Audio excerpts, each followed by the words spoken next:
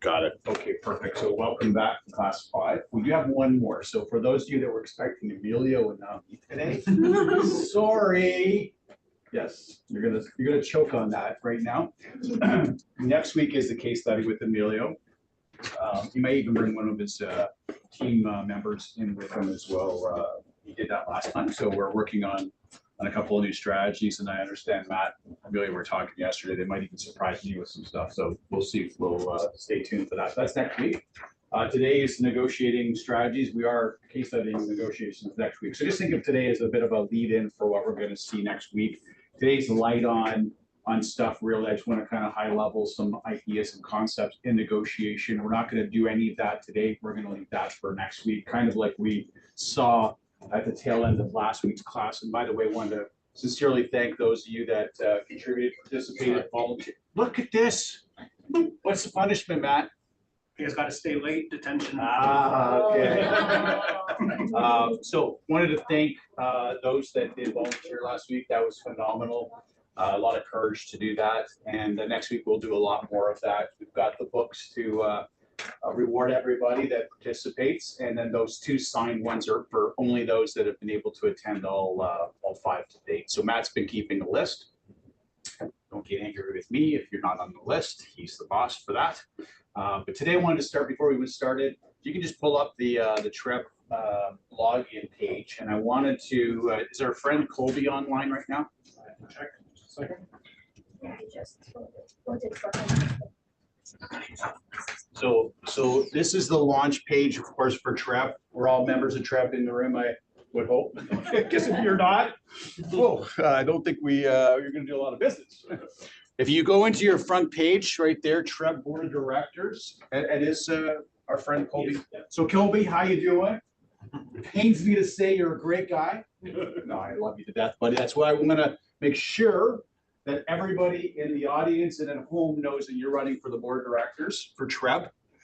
It is a very big commitment to volunteer and organized real estate. As most of you know, I was the president last year of Mississauga Real Estate Board, so I'm now retired out of that part of organized real estate, but I still volunteer with government relations with the RIA, and may look at some other options down the road for organized real estate. But what Colby's doing is running to get elected onto TREP's board of directors.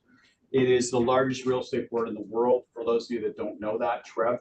So it's bigger than any of the boards in New York, California, because they're fragmented. So New York has like 6 or 7 different boards. Of course, if you added them all together, they would be bigger than TREP, but they're not added together. So if you go in, click that link right there. See, it's got a star to it. You click on there, and are you on my?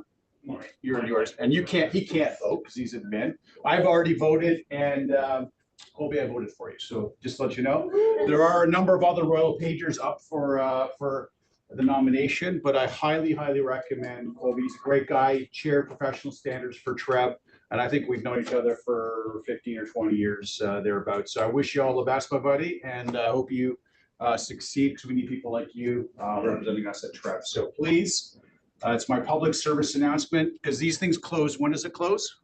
18. So you've got, what's today's date? 17th, right? Until Monday at noon. Okay, so do it today. I don't mind if you go on your phones right now while I'm instructing the course and vote for him. You can, there's 4, I think, category of 4 people you can choose from in his category, but you don't have to pick all 4. So if you only want to pick Colby, that's fine. There's another little icon you click to say that you don't want to vote for anybody else. But please vote for Colby. I want to see him on the board of directors next year. So there you go. Good luck, Colby. Number 2, if you could pull up the, yes, please, Habitat. Yeah. So I got it this morning, but this published just a couple of days ago. So if you look at this Habitat for Humanity Canada, everybody knows about them, right? They're very large, not-for-profit. They just published what are Canadians' views on the housing crisis. It's a great report. If you want to just hit learn more there for a sec, Matt. But if you go to habitat.ca, this report's up there. I just want to highlight some, because we always need ideas to do our social media, right? To do our reels, do our videos and whatnot. And so this is a fantastic topical brand new survey that just came out that is easy for you to dissect, put it out there, and be that voice and source of information that we want to be. We don't want to have other people interpret this information for us. And so at a high level, Canadians are 88% are saying that housing buying is a luxury that most renters are not going to be able to do to get. It's going to be out of their reach. 82% have voiced deep concerns over housing crisis impacting their health and well-being. So this survey is now looking at just not the aesthetic of buying a home and having a roof over your house, but actually leveraging into health and well-being, which is fascinating. 78% see home ownership as a critical factor in the country's growing wealth gap. So, taking a survey like that, you want to dig into it, interpret it, so that you can convey the message to your relationship list of what's happening and provide a solution. So it's not to see this stuff and oh, the world's on fire, Canada's on fire, oh my God, like this shelter in place and don't go to your house and do anything. No, you take this kind of information and you do a positive from it and get in there to help people achieve that dream of home ownership in Canada. But anyways, it's a fascinating report. When you go in, there's a download link, I believe, near the bottom for the actual report, and you can take any kind of information out there. One of the things I wrote down was I started thinking about RSPs for first-time buyers, right? So we know that they raised the limit to do RSPs for withdrawals for individuals. Does everybody know what that limit is right now? 60K per person. So if you have a couple, and if they've saved, that's 120 grand, 60 grand. Yeah, 60K. When I bought, I think it was maybe 25,000. Yeah. So what does that mean? They're allowed to take out 60 without getting taxed? So what happens is the threshold is 60K per person. If you're a couple, it's 60, right? Sorry, 120. You withdraw that money, so you draw 60,000 you've saved up in your RSP, tax-free, sheltered. But the rule is, and the catch is, that over the next 15 years, you have to pay back 1/15 of that. So I remember when I bought, it would have been me paying back, I think it was like $1,500 per year. Now, if you don't pay it that tax year, that $1,500 gets added to your income. Okay, so just to be clear, it is tax-free, so long as you add that to that a payment. That $1,500 up for me was 15 something. I'm not sure what it would be right now at probably 3,000, I guess, right? If you did a quick math on that, maybe something like that. Yeah, I don't know. That's what my quick math brain said. 3,000 would be your payback over for 60 grand. The benefits of the program are amazing because one, you're instilling the saving behavior in young people at an early age and encouraging them to put that money away, not go wasted on frivolous depreciating assets like really fancy cars, right? So young kids, don't buy those fancy cars. Just put your money in the bank. So Habitat for Humanity. Next one, before I even get into the program, I wanted to share with you a study from Columbia University. Everybody's heard of Columbia, right? It's a big business school down in the States. So I've written some stuff up on the board. This was a case study survey that they did. They researched graduate students at Columbia to determine, I'm going to sneeze here, it's going to be funny, but it wants to come out, but it's not coming out. So the task was negotiate the sale of a gas station. We actually have realtors that sell gas stations right here in my office in the West that do this as part of their core business. So it's kind of fascinating that this study actually is a real estate, kind of hybrid study here. And so they wanted to look at, what was the success rate in these three groups of negotiating a successful sale, right? We're talking about negotiation. So this is a very recent study, by the way. The author of the study is a professor at Columbia. His name is Adam Galinsky. If you ever want to look up, he's on YouTube. We've got lots of videos up there talking about his, teaching and his theories and stuff. And another one too that when I stumbled upon this, it reminded me of a guy named David Halpern. He's a British guy from the UK, and his work in negotiations is what he calls nudge theory. It's really kind of neat stuff, and he's more invested though in the government side. He's trying to help the government collect more taxes essentially in one respect, to nudge people to pay their taxes on time and their fines. But you can watch a lot of stuff on him there too. And actually, I believe there's a video of him commenting on this study as well on YouTube that you can find. Anyhow, they had a control group. Everybody can see that, right? Matt? And from here too, yeah. So they had a control group, and their responsibility was just to negotiate the sale. So there's no other special instructions. Then they had a group they called the perspective group. This was imagine what the other person is thinking. So you're in the perspective group trying to get the perspective of the person that you're negotiating with. And then the third group is the empathy group. Imagine how the other person is feeling. So those are the three groups that they studied in this experiment here to sell a gas station. So the results would be, what do you think? So let's throw it out there. What group do you think would have been the most successful group? Control? Empathy. Which one? I agree. Three? Two. Empathy. So you think here? I think two. You think two? Okay. And who said control? Me. Yeah, okay, so this table here all said almost a different one. What was yours, Nora? I'm not sure, to be honest, but I believe something between 1 and 3, control and empathy. Okay. Okay. Should we just shut the door there so we don't have, I think it's the perspective. so this was a fascinating result to me because I had it wrong. And I believe that the right answer here, there's no right answer in surveys and studies, by the way, right? We can't form ourselves and go out to the world and go, okay, since they said that I'm doing this, right? But it just helps us inform our decision making and create new strategies around things. But the least successful was the control group, and they were able to sell 39%. Oh, wow. That's all they were able to affect. Again, let's not imply that this is exactly what's going to happen in the real world, right? It's one study. The perspective group was the most successful. Most successful. It was 76%, and the empathy was 54%. Now, Perfect group was like that.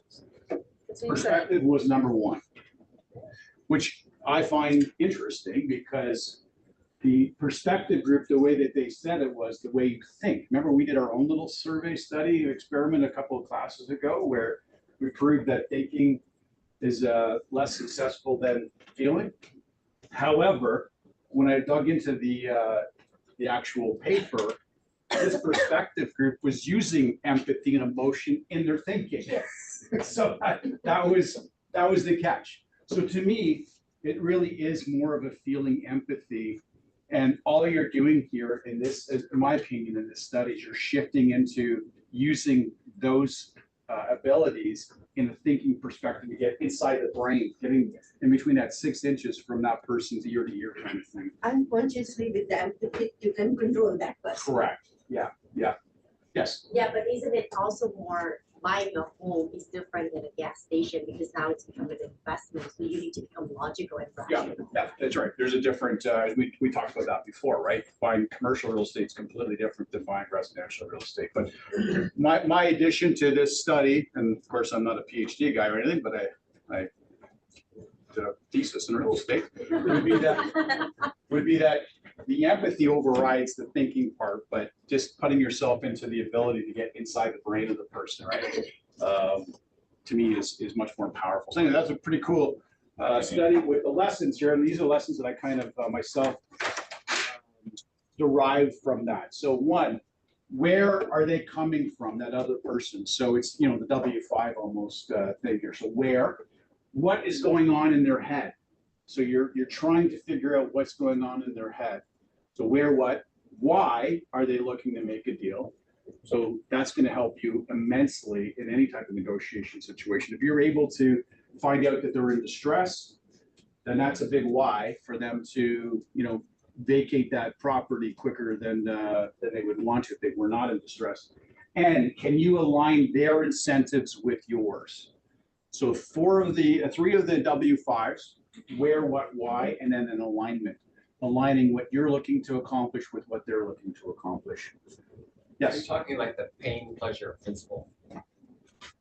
So if they're in pain, how do we get them to pleasure? If they're in pleasure, Yeah, why do they want to move anywhere? exactly. And if you want to see some fascinating stuff, this is why I put this up here, nudge theory. As I said, they're focused in on helping the British government collect taxes and fines and whatnot. They're using behavioral therapy to do this. And it's trying to nudge people to pay taxes and stuff like that. So that's pain. We don't want to do it. So we're trying to get the pleasure in. And they've got some fascinating science on how they do that. And it's just kind of nudging the person in that direction, not forcing them. People hate to be forced, but nudging them. And one of, if you look just at how our society is organized, we have a lot of nudging things that happen without us even realizing that. And I guarantee you today, you experienced it in a huge way when you came here to this office, if you were driving. Anybody want to take a guess of what nudging theory that you experienced today while coming to the office? Yeah. What? Because we were be here and we were be in this class and learn something that is the watching us. I love that. That's perfect. You wanted to come see me too, right? Yeah. So think about it this way, though.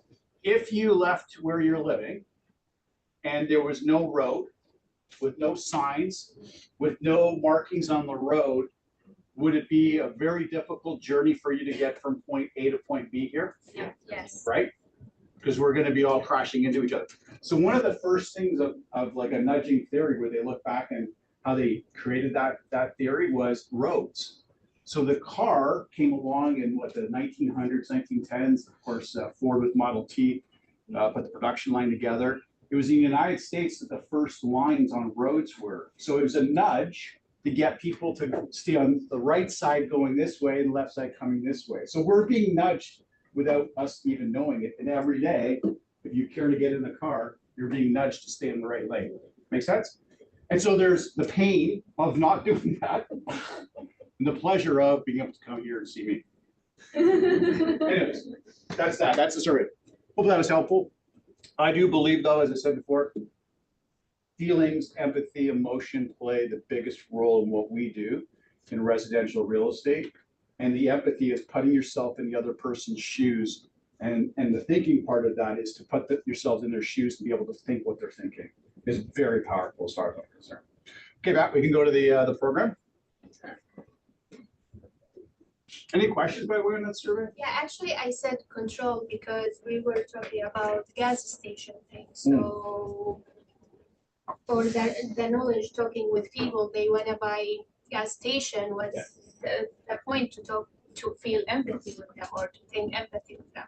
Well, maybe it's imagine how much profit you can generate by owning this gas station. So that's a feeling. If you're generating an emotional response from that person, because now they're putting their, like Jim Ouellette, our friend that's our recruiter, has a nice boat he's just had built, right? So I have this successful gas station. Maybe I can have a boat. Maybe I can have a Ferrari. Maybe I can, right? It's so, yes, it's logical in the commercial side, but you're triggering something inside them that's an emotional personal response for them. I believe this situation will help with people they have no idea about gas station thing. Anywhere, yeah, in any. Especially again gas station, because what I understood, gas station make no money.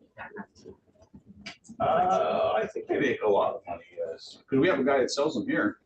Yeah. Yes. Can I add something? You can definitely add something.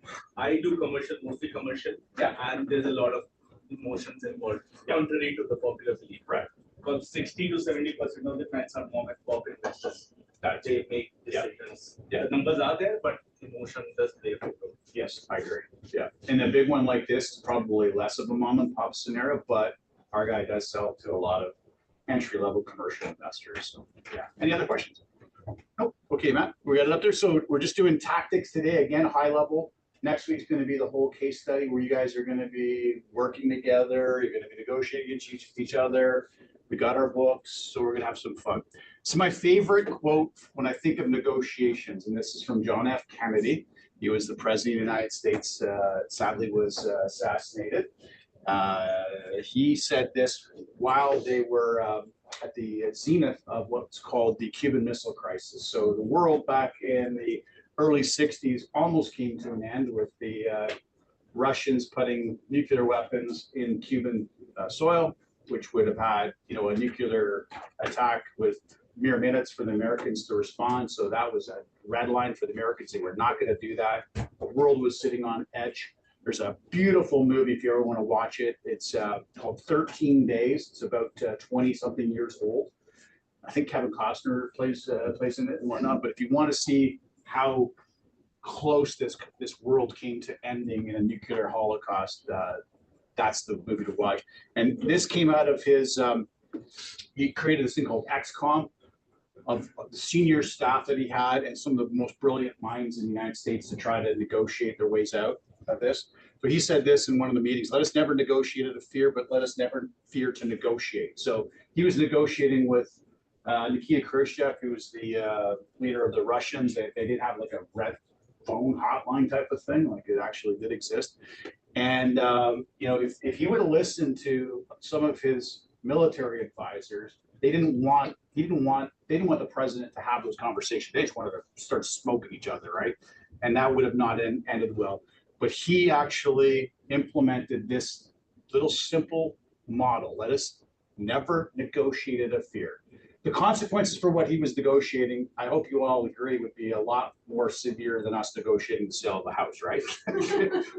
But let us never negotiate, fear to negotiate. So don't be afraid to go there and talk about, you know, these life and death situations, because if you do, then you might end up in the wrong solution. Anyway, JFK, phenomenal guy. And we are related to that family. My ancestors in Ireland from 150 years ago. We did a podcast together, him and I found out that more than 3/4 of it didn't get recorded. Damn. Yeah. It ended up being 2 hours, was it? And only half an hour got caught or something. Half an hour, so it's like out of 2 hours. Yeah. So his JFK's mother, last name is Fitzgerald. Our family was related to the Fitzgeralds back in Ireland way back when. Okay, so here's the program. We're on page number 62. And so who are you negotiating with is a big question that I always like to ask in this course. And you know, my answer usually is there's a number of them, but the number one individual you're negotiating with is actually yourself. I believe you're putting yourself in the middle of the equation. We want to be the problem solver, solution maker here. So we're actually negotiating with ourselves. Yes, if we're on the buying side, we have our buyer, we're negotiating with them. There's another realtor out there, and there's a seller, and there could be third-party individuals or businesses that you're negotiating with as well. If you're dealing with a power of sale, there could be an institution involved. There could be if it's an estate sale. There could be a state trustee that you're dealing with, lawyers, things like that. So there's all kinds of people that you are negotiating with. And let's use our emotion with this thinking perspective to say what's in their mind. So if they're the lawyer for the estate, what's in their mind? Or they're the lawyer for the bank. Do they really care about you and your client that's going to come in here and build a life and a family? That kind of tactic we'd use if it's a traditional homeowner, right? That raised a family maybe there, right? We could use that as an empathetic thing. The lawyer at the bank at Power Still couldn't care less who's buying it. It's all about the money. So, what's that? Oh, no, nothing, I'm just reading it. Oh yeah. Number one is emotionally stoic, calm, and collected. And I put in brackets A Few Good Men, which is a movie. Has everybody ever seen that movie, Few Good Men? Oh, Tom Cruise, right? nice. Tom Cruise. Again, I know I'm recommending Hollywood movies here now, but this is a phenomenal movie. Aaron Sorkin. You ever heard of Aaron Sorkin? That was his first real breakthrough, actually, directing and producing. Because he's the guy that created The West Wing, another phenomenal series. Have you seen West Wing? Yes. Oh, No. right. It's a generational thing. It's generational. That's right. Yeah. Actually, we were talking earlier about slang. Emilio, ask Emilio when you see him next week. He did a YouTube video recently where his administrator was asking him questions about slang and trying to associate the slang term to the generation, right? So, you know, baby boomers on a Generation X, you're millennial, and then all the other, you know, Ys, Zs, and X, I don't even know what they are anymore, but so they were asking Emilio, what do you think this means, first of all, and what generation was using it. And so one of them was, what was the one I was saying to you that scoff, yeah, scoff. You know what the word scoff means?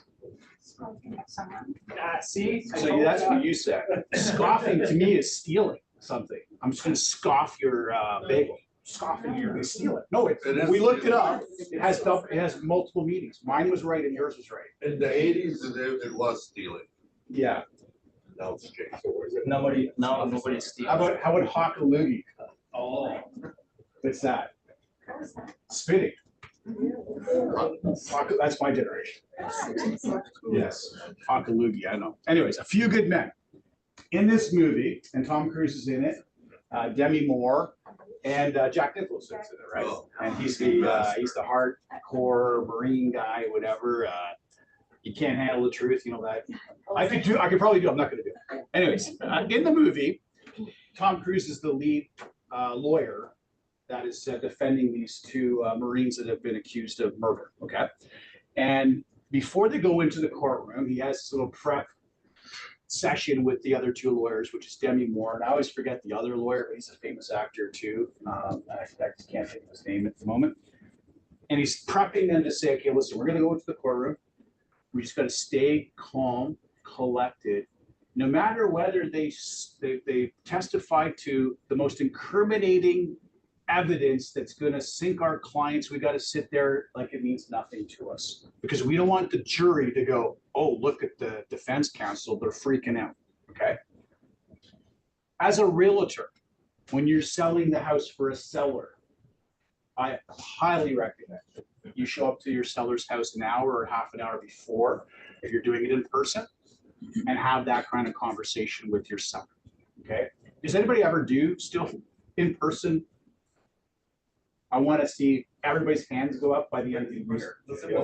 If you're listing and you're selling, have it in person. Have it here, by the way, at the office, okay? Make them come here.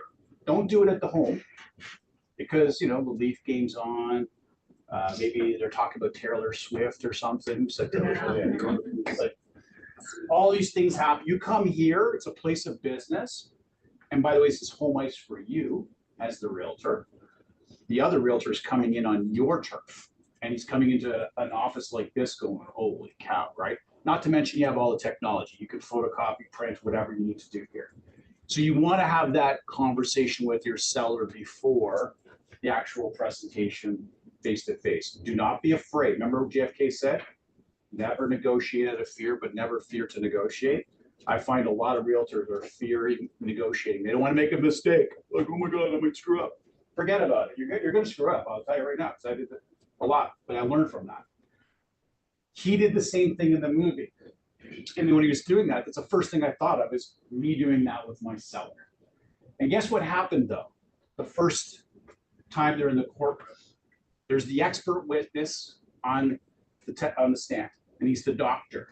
And the doctor is testifying how this Marine died. And that those two guys murdered him because they shoved a rag down his throat and he had this reaction, blah, blah, blah. Well, Demi Moore decides to object to that, right? And you can see Tom Cruise is sitting there going, oh, God, we're supposed to sit here. This is the damning testimony, right? Now, if you think of it in real estate, that's like the offer comes in $100,000 below what your seller wants, or it comes in $100,000 more than your seller.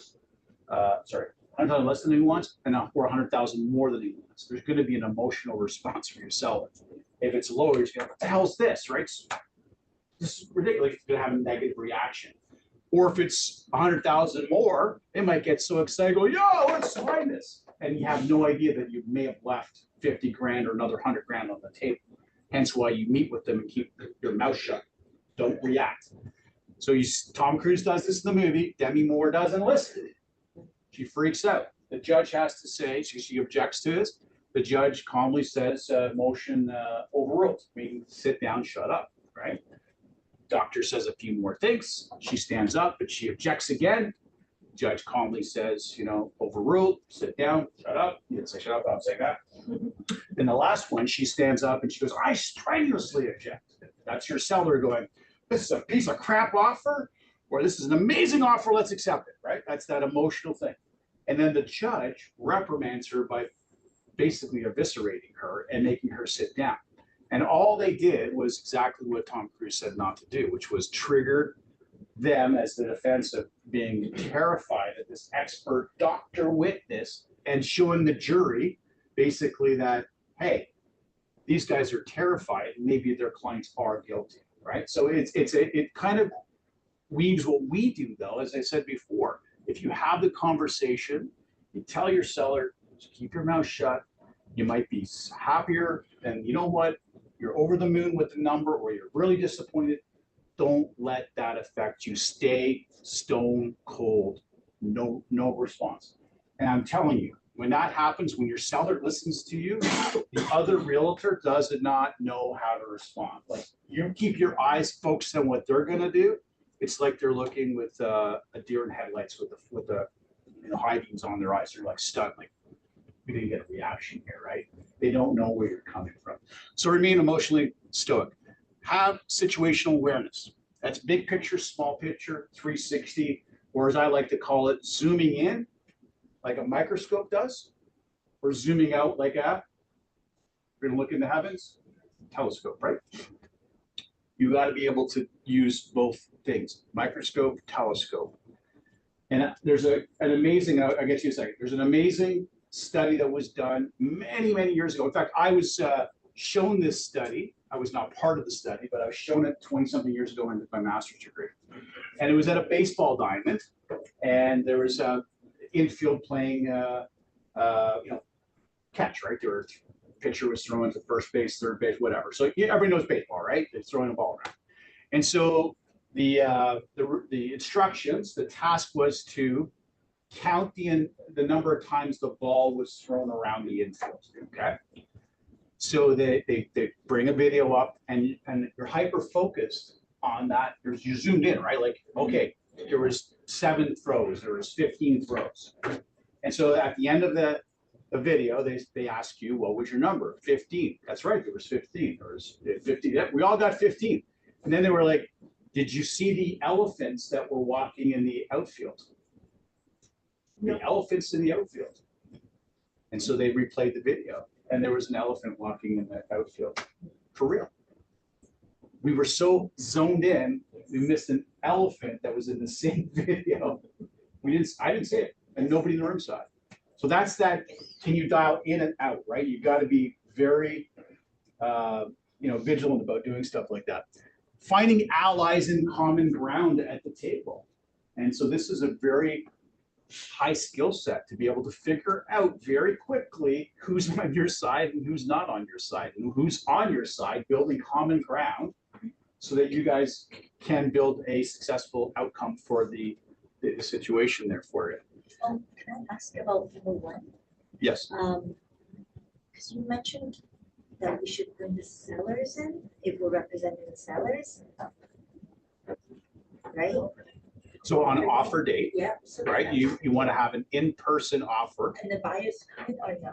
The buyers are never going to be at the table with you, but they're probably, Should be in the office. they could come to the office for sure. Yeah, Okay. 100%. So if we're emotionally stoic, then I'm just thinking, if they're at home, the sellers, sometimes they're at home, but they're reacting on their own in their own house, Yeah, right? they're distracted.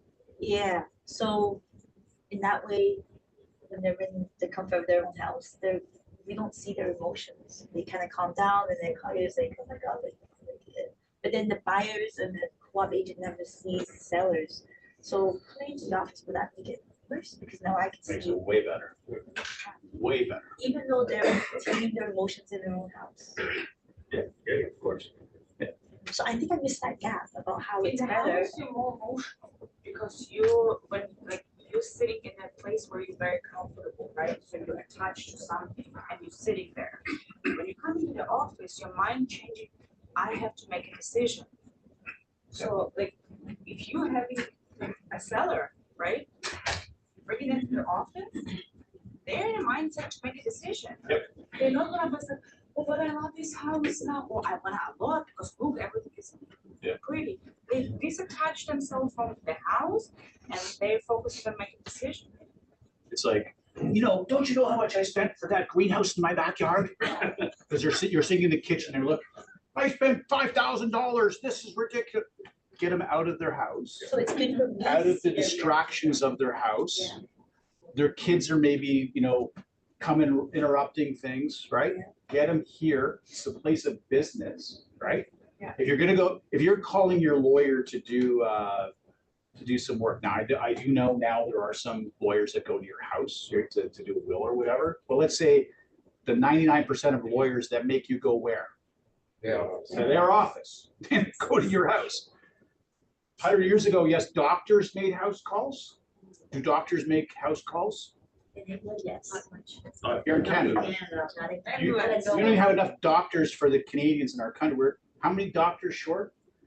There's 2 million Canadians, I understand, or something like that, 3 million that have no doctor. That was a survey from More last than week. 15,000 when you Right.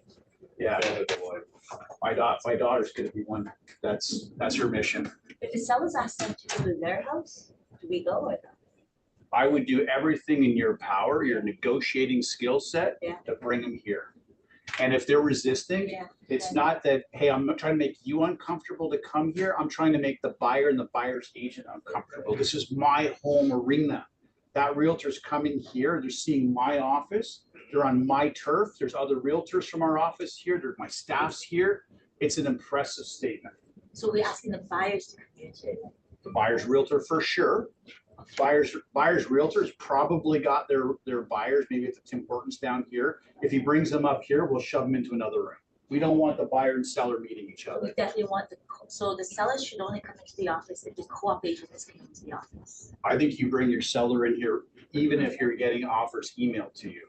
Okay. Do the offer here. It takes them out of their home. Again, I'll use the example, the greenhouse. I'm using that because I had that actually literally happen one time to me in the 90s. The guy looked back and saw his greenhouse that he was growing vegetables in. And he said he spent $5,000 on this. And because of that, this offer sucked. How did I was you like, respond? whoa, okay, well, that's fun. That's interesting, right? That you think that this should add 5,000 to it.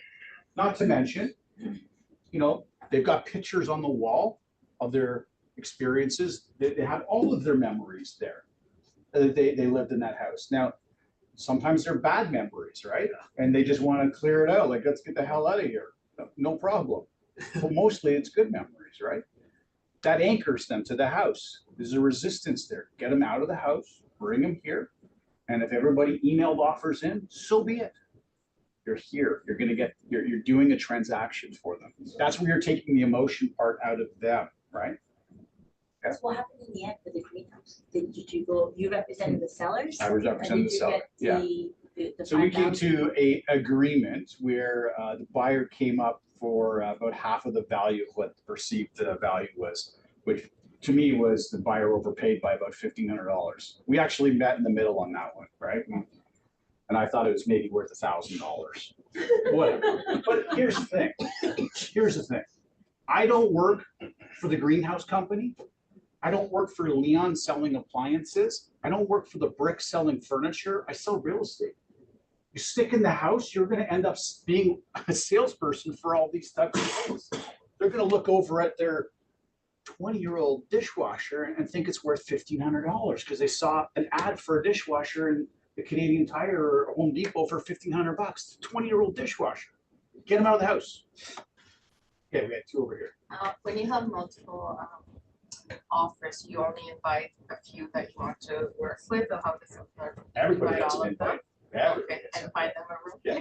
Yeah, so it was, for me, it was awesome, right? Because you get these agents that come in, and if you're gonna do a delayed offer where you're doing, it's $1 million house here at $799, you want the guy that's got the offer at $800,000 in the room. Because the guy that's got the $1 million offer doesn't know he's at $800,000. But the fact that he's sitting there with them, it's the FOMO. Everybody know what FOMO is? Fear of missing out. Right, he's gonna miss out on the fee, but worse, his buyer is gonna miss out on the home. Right, so yeah, no, invite everybody. It's not a party. Yeah, But wouldn't they talk to each other, oh, how much you? I think that's a serious breach of the thing called confidentiality. That is a fiduciary responsibility. Not to mention, it's pretty stupid for the person. You know, if you want to tell me what you're buying, oh, sure, what is it? And then if you're gonna ask me what mine is, are you crazy? Yeah. Well, I guess you can use the line of, for inviting the seller to the office, you can just say we have access to more material, more, 100%. more information, more documentation. Got it.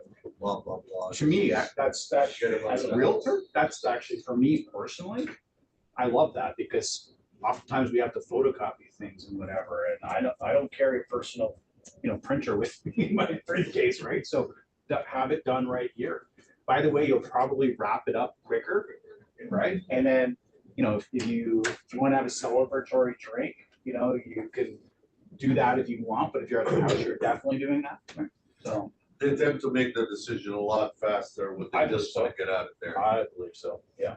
Even, Well, and you were asking if the person that bid lowest should come. I've often had the person that bid lowest have multiple come up and. Yeah. With the offer. So you always want that, because they're like, well, and I've seen them flip it, I'm just like, why did you do this the first time?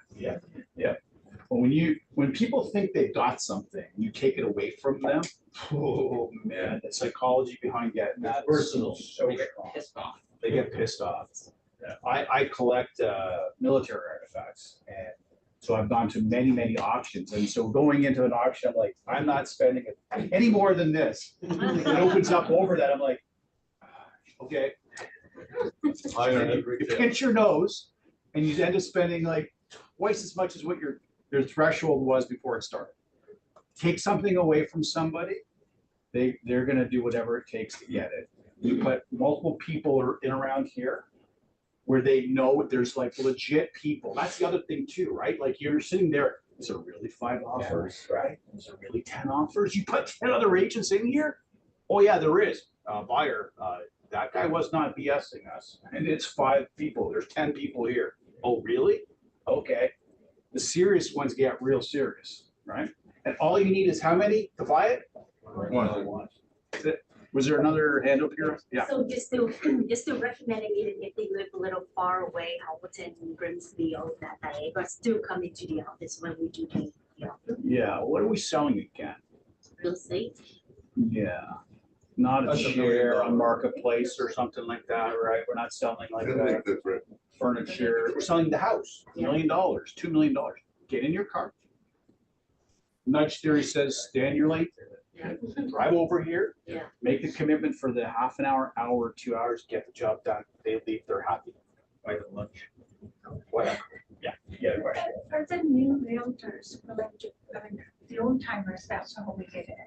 And the buyers would be sitting outside the house. Yep. And as you go back and forth, I still like that because you're done much quicker than, sending the offer back and then Yep. who knows when it comes back and you're done within an hour or whatever. Yep. I mean, I think if the. So you're gonna help us train these new realtors to encourage them to do this, is what I'm I'm just hearing. wondering if the new realtors are willing to come to the office, never mind the buyer, like. Every they're time I so teach used this to course, before I technology. talk about offers, this is exactly what I say to everybody. I'm doing my part. Everybody else should do their part. Get them in here. We're a real business. Get them in here. I think buyers might be willing to come, I don't know, but the agents. You know why, right? It's the first quote I started with.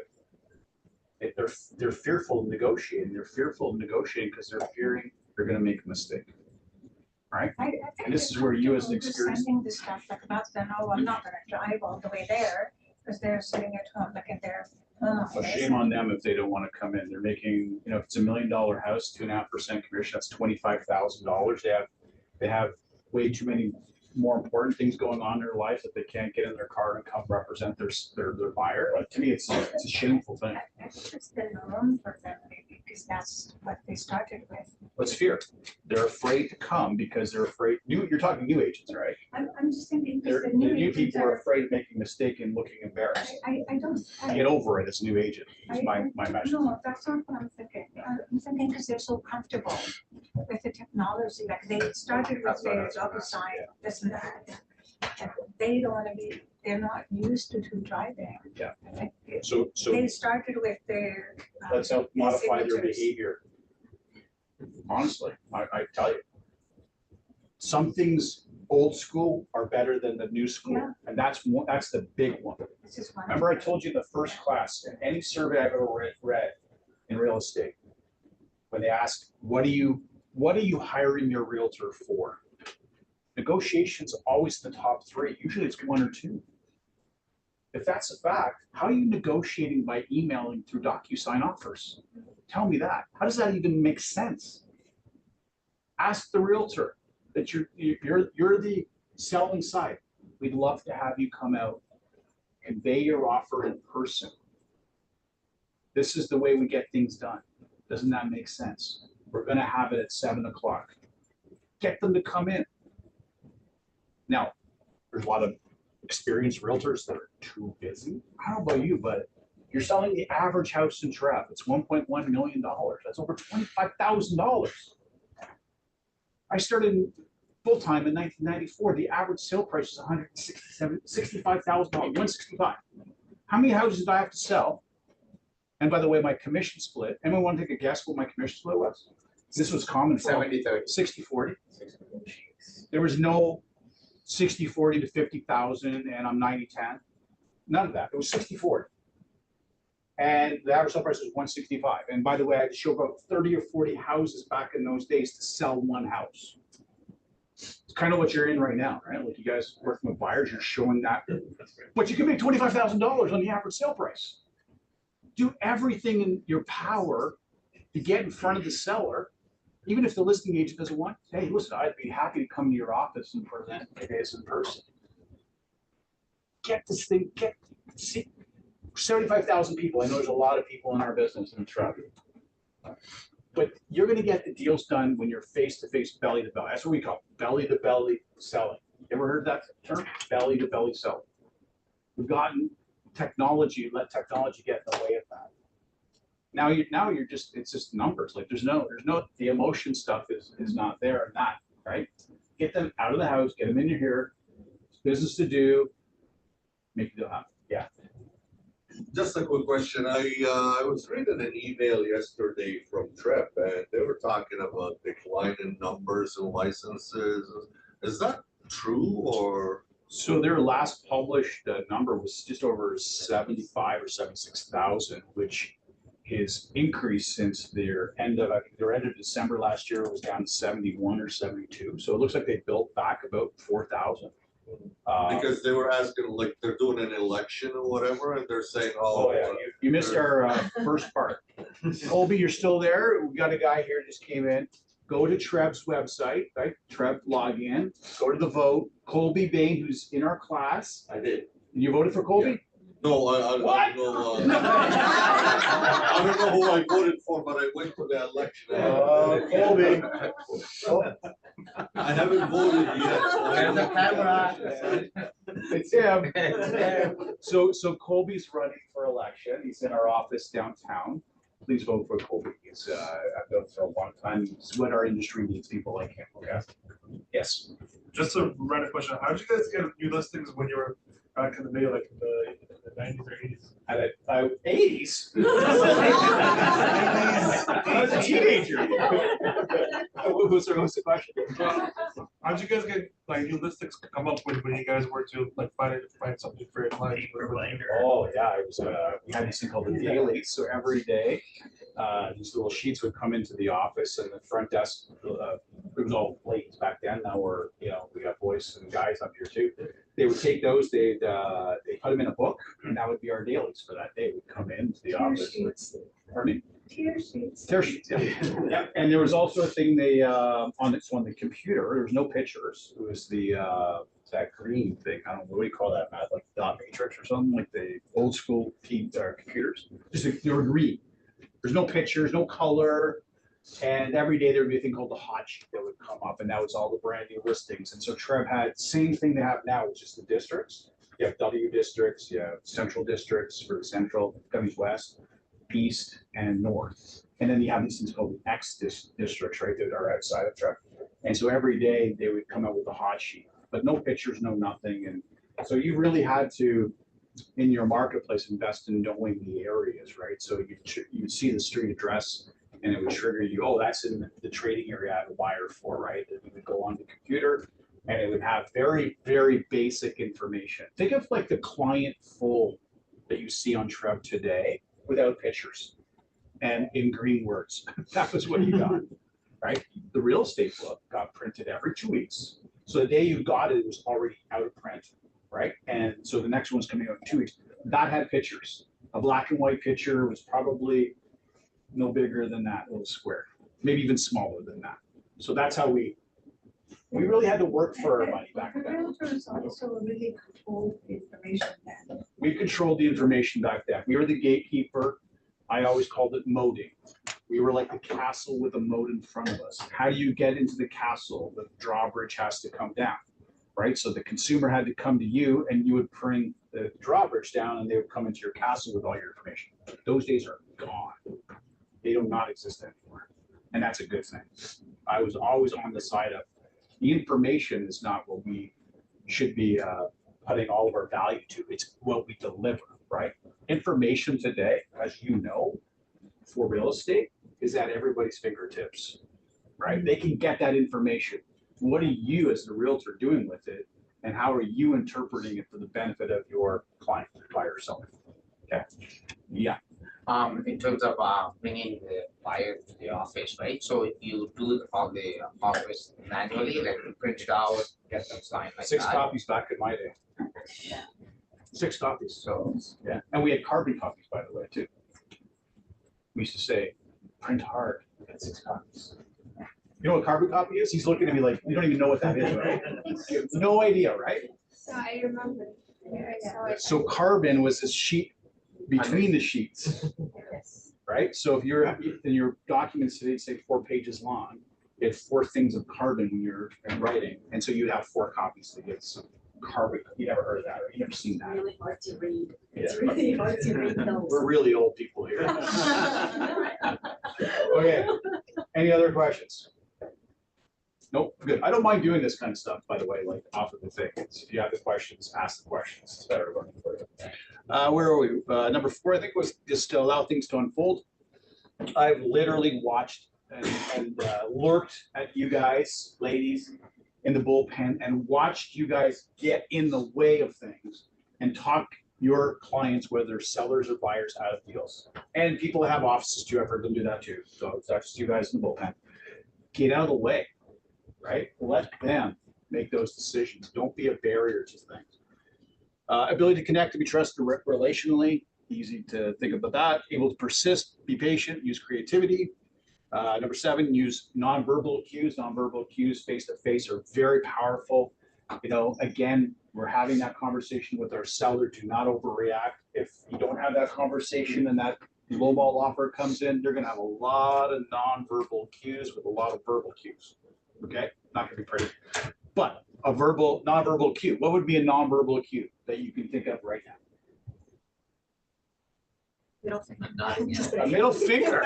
Oh, that's like this, right? That's right. Is that what you're saying?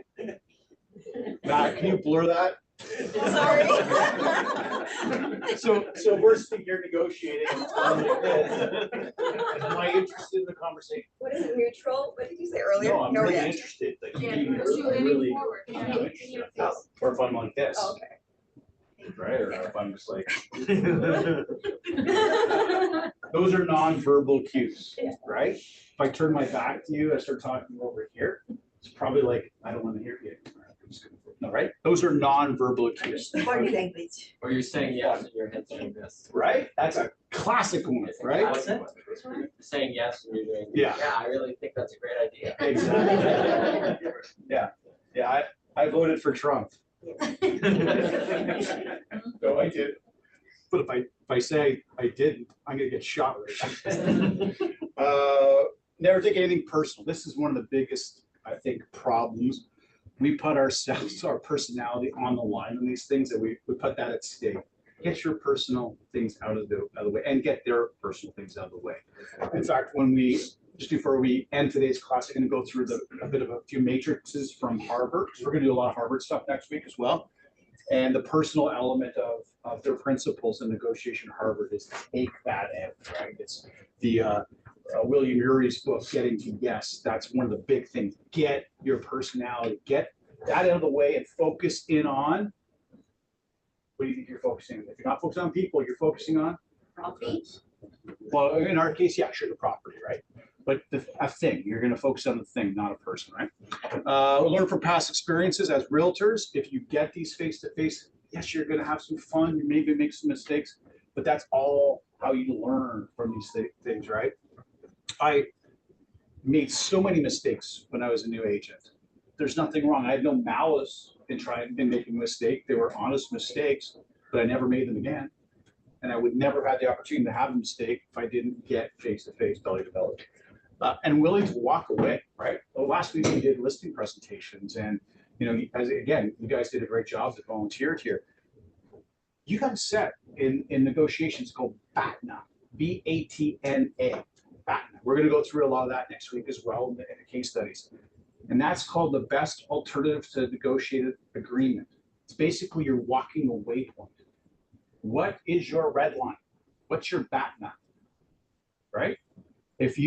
Well, I already shared with you when I go to auctions, I obviously don't have a BATNA when I want something. So, that's one aspect of it. But there's got to be those limits to you. And on a listing, if your limit is, I'm not going below 4%, and I showed you the math what that looked like anyways, that was a vulnerable terminal business. But if you're going to go 4%, that's your limit, but they're not going to sign with you unless you go to 3 or 3.5. Are you going to enforce your BATNA and walk away? And you have to be willing to do that. All right. Next one, Matt, is my thing going to work there? These are just the fundamentals. Tressa, it didn't actually replace REBA. It is just, what, you're laughing? I forgot to take that out. Okay. Yeah, so Tressa is the new Trust and Real Estate Services Act. REBA is Real Estate Business Brokers Act. REBA still exists, but we have the Tressa bolted on and built onto that. All standard forms listing, what is that supposed to be, Matt? Okay, all standard forms. Yeah, we have standard forms for listings and buyers. Okay. Okay, you negotiate, we already did that. Verbal negotiations. Should you negotiate an offer verbally? What page is that one on? 63. We're on 63, right? 63. So, should you negotiate an offer verbally? Yes or no, or maybe? Without showing So we got a no. No. You're no. No. No. No. No. No. No. I can So you- speak. you mean yes. Yes. Yeah. Yes. It's a trick question. Yes. Yeah. You can verbally negotiate, but the final thing should be. That's the trick. So yes, you're going to have these verbal communications. Now, just to make this very clear to each and every one of us in the room, for realtors, if I'm negotiating with Indy and I'm the selling realtor and you're the buying realtor, and you and I are having conversations, my seller's not eavesdropping and your buyer's not, right? And I say to you, Indy, look, bring me $1.05 million and the deal's done. Okay, so Indy goes off, gets the $1.05 million, comes back. I bring it to my seller, and my seller says no. Is the seller bound to that $1.05 million because I told him? No, right? I look like an idiot for saying that because I've put this number out there that ultimately the seller is not going to accept. So rather say, Indy, we're pretty close, but we're going to need some more. Can you go back to your buyer and come back with your very best offer? Perfect. I haven't given you a number. I've told you we're very close. That's going to make you excited and happy to get your fee, right? And you're going to come back with something that we can accept or not accept or counter back, right? So verbally, be careful what you're saying. The verbal conversations, all they do is form what the basis of ultimately you're going to do and put it in writing, commit to writing, right? Are they, so the next question, are they legally binding if they're verbal? No.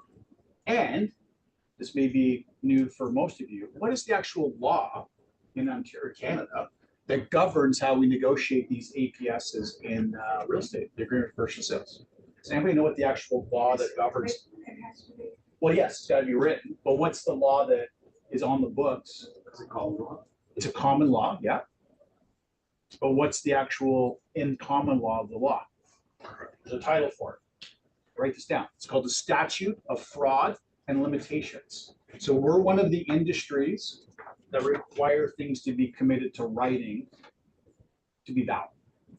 And the big reason for us that we're in that space is that we're transferring the thing called title, right? We're transferring title. The deposit, by the way, you know, I gave you that sheet, I think in the first class or second, we gave my little 2-page, 3-page about failure to deliver deposits. You guys have seen that? If you haven't, please look at that. Please, please, please. I this week alone, I've had 3 situations where buyers like, I'm not gonna deliver deposit. No deal. Wrong. It's big time wrong. You've committed in your agreement as a term to deliver the deposit. You can't just walk away. There's this thing called good faith and this thing called statute of fraud and limitations. So don't not do that, okay? So statute of fraud and limitations governs the APS. Put it in writing. To page 41. just in case I double check. We put it into this. Oh, did we put it in there? Yeah. page Even 41. better, even better. So with it being in writing, so when you're doing an agreement, the consideration is not the deposit. That's another thing people always mistake, right? So my deposit's consideration, no. The consideration is, I'm willing to pay X dollars for your house, $1,050,000, in consideration for you as the seller to transfer your title to the buyer. Has nothing to do with the deposits. The deposits is, I'm negotiating good faith, here's my deposit, right? That's what that's all about. So, verbal, next one, Matt won't go through. I have one question. Yeah. If we normally write on the agreement, purchase and sale, upon acceptance and the buyer no, if the seller accept the offer and we have to deposit that amount. Is it normally? Sorry. I am talking about the Deposit, yeah, upon acceptance. Yes, upon acceptance. Yeah. And the buyer already know, we explain it, you have to pay that $20,000 as when we accept the offer, we have to pay. We have deposit 24 within hours. 24 hours, yes. 24 hours and does not contemplate weekends or holidays. Yes. 24 hours is 24 hours. Yes. Yeah. And that's trick. It happened with me a few years before. The lady, no, we are not gonna deposit, we just change our mind. Yes, the change your mind, Yes.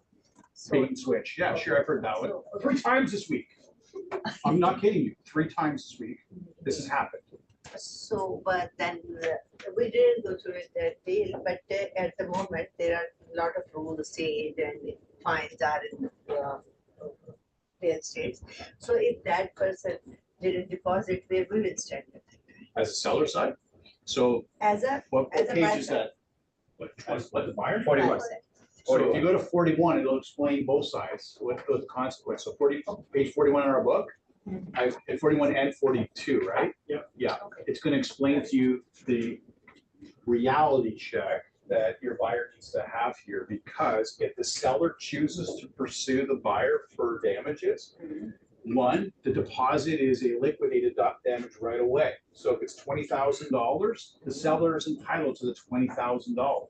And if the seller goes and resells it for less money, they get compensated that delta difference. If the closing dates don't match and they're paying extra property taxes or extra utilities, they can include those as damages. They're gonna probably have extra legal fees, so they're gonna rack up all these damages. Now, we're not lawyers.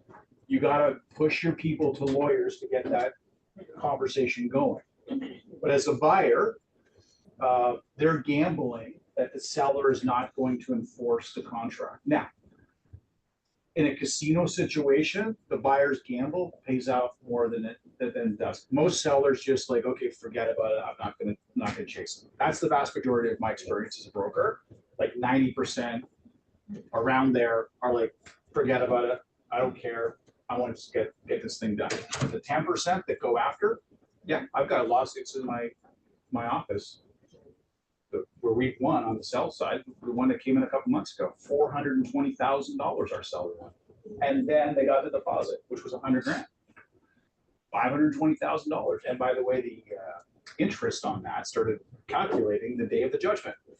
And the buyer's like, no, I'm not gonna pay.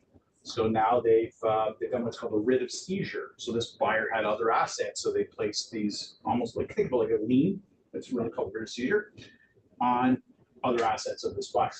So when you have the seller that's going to enforce their legal situation, watch out. All right, it's very dangerous. Okay, was there any other questions on it? I'm glad we had that because this happens to me as a broker every week I deal with. It's happened 3 times this week for me. 3 times we had buyers. We were on the sell, so we had the buy side 1 and 2 on the sell side. So I send what you see on page 41, 42 as a start point for everybody to read that.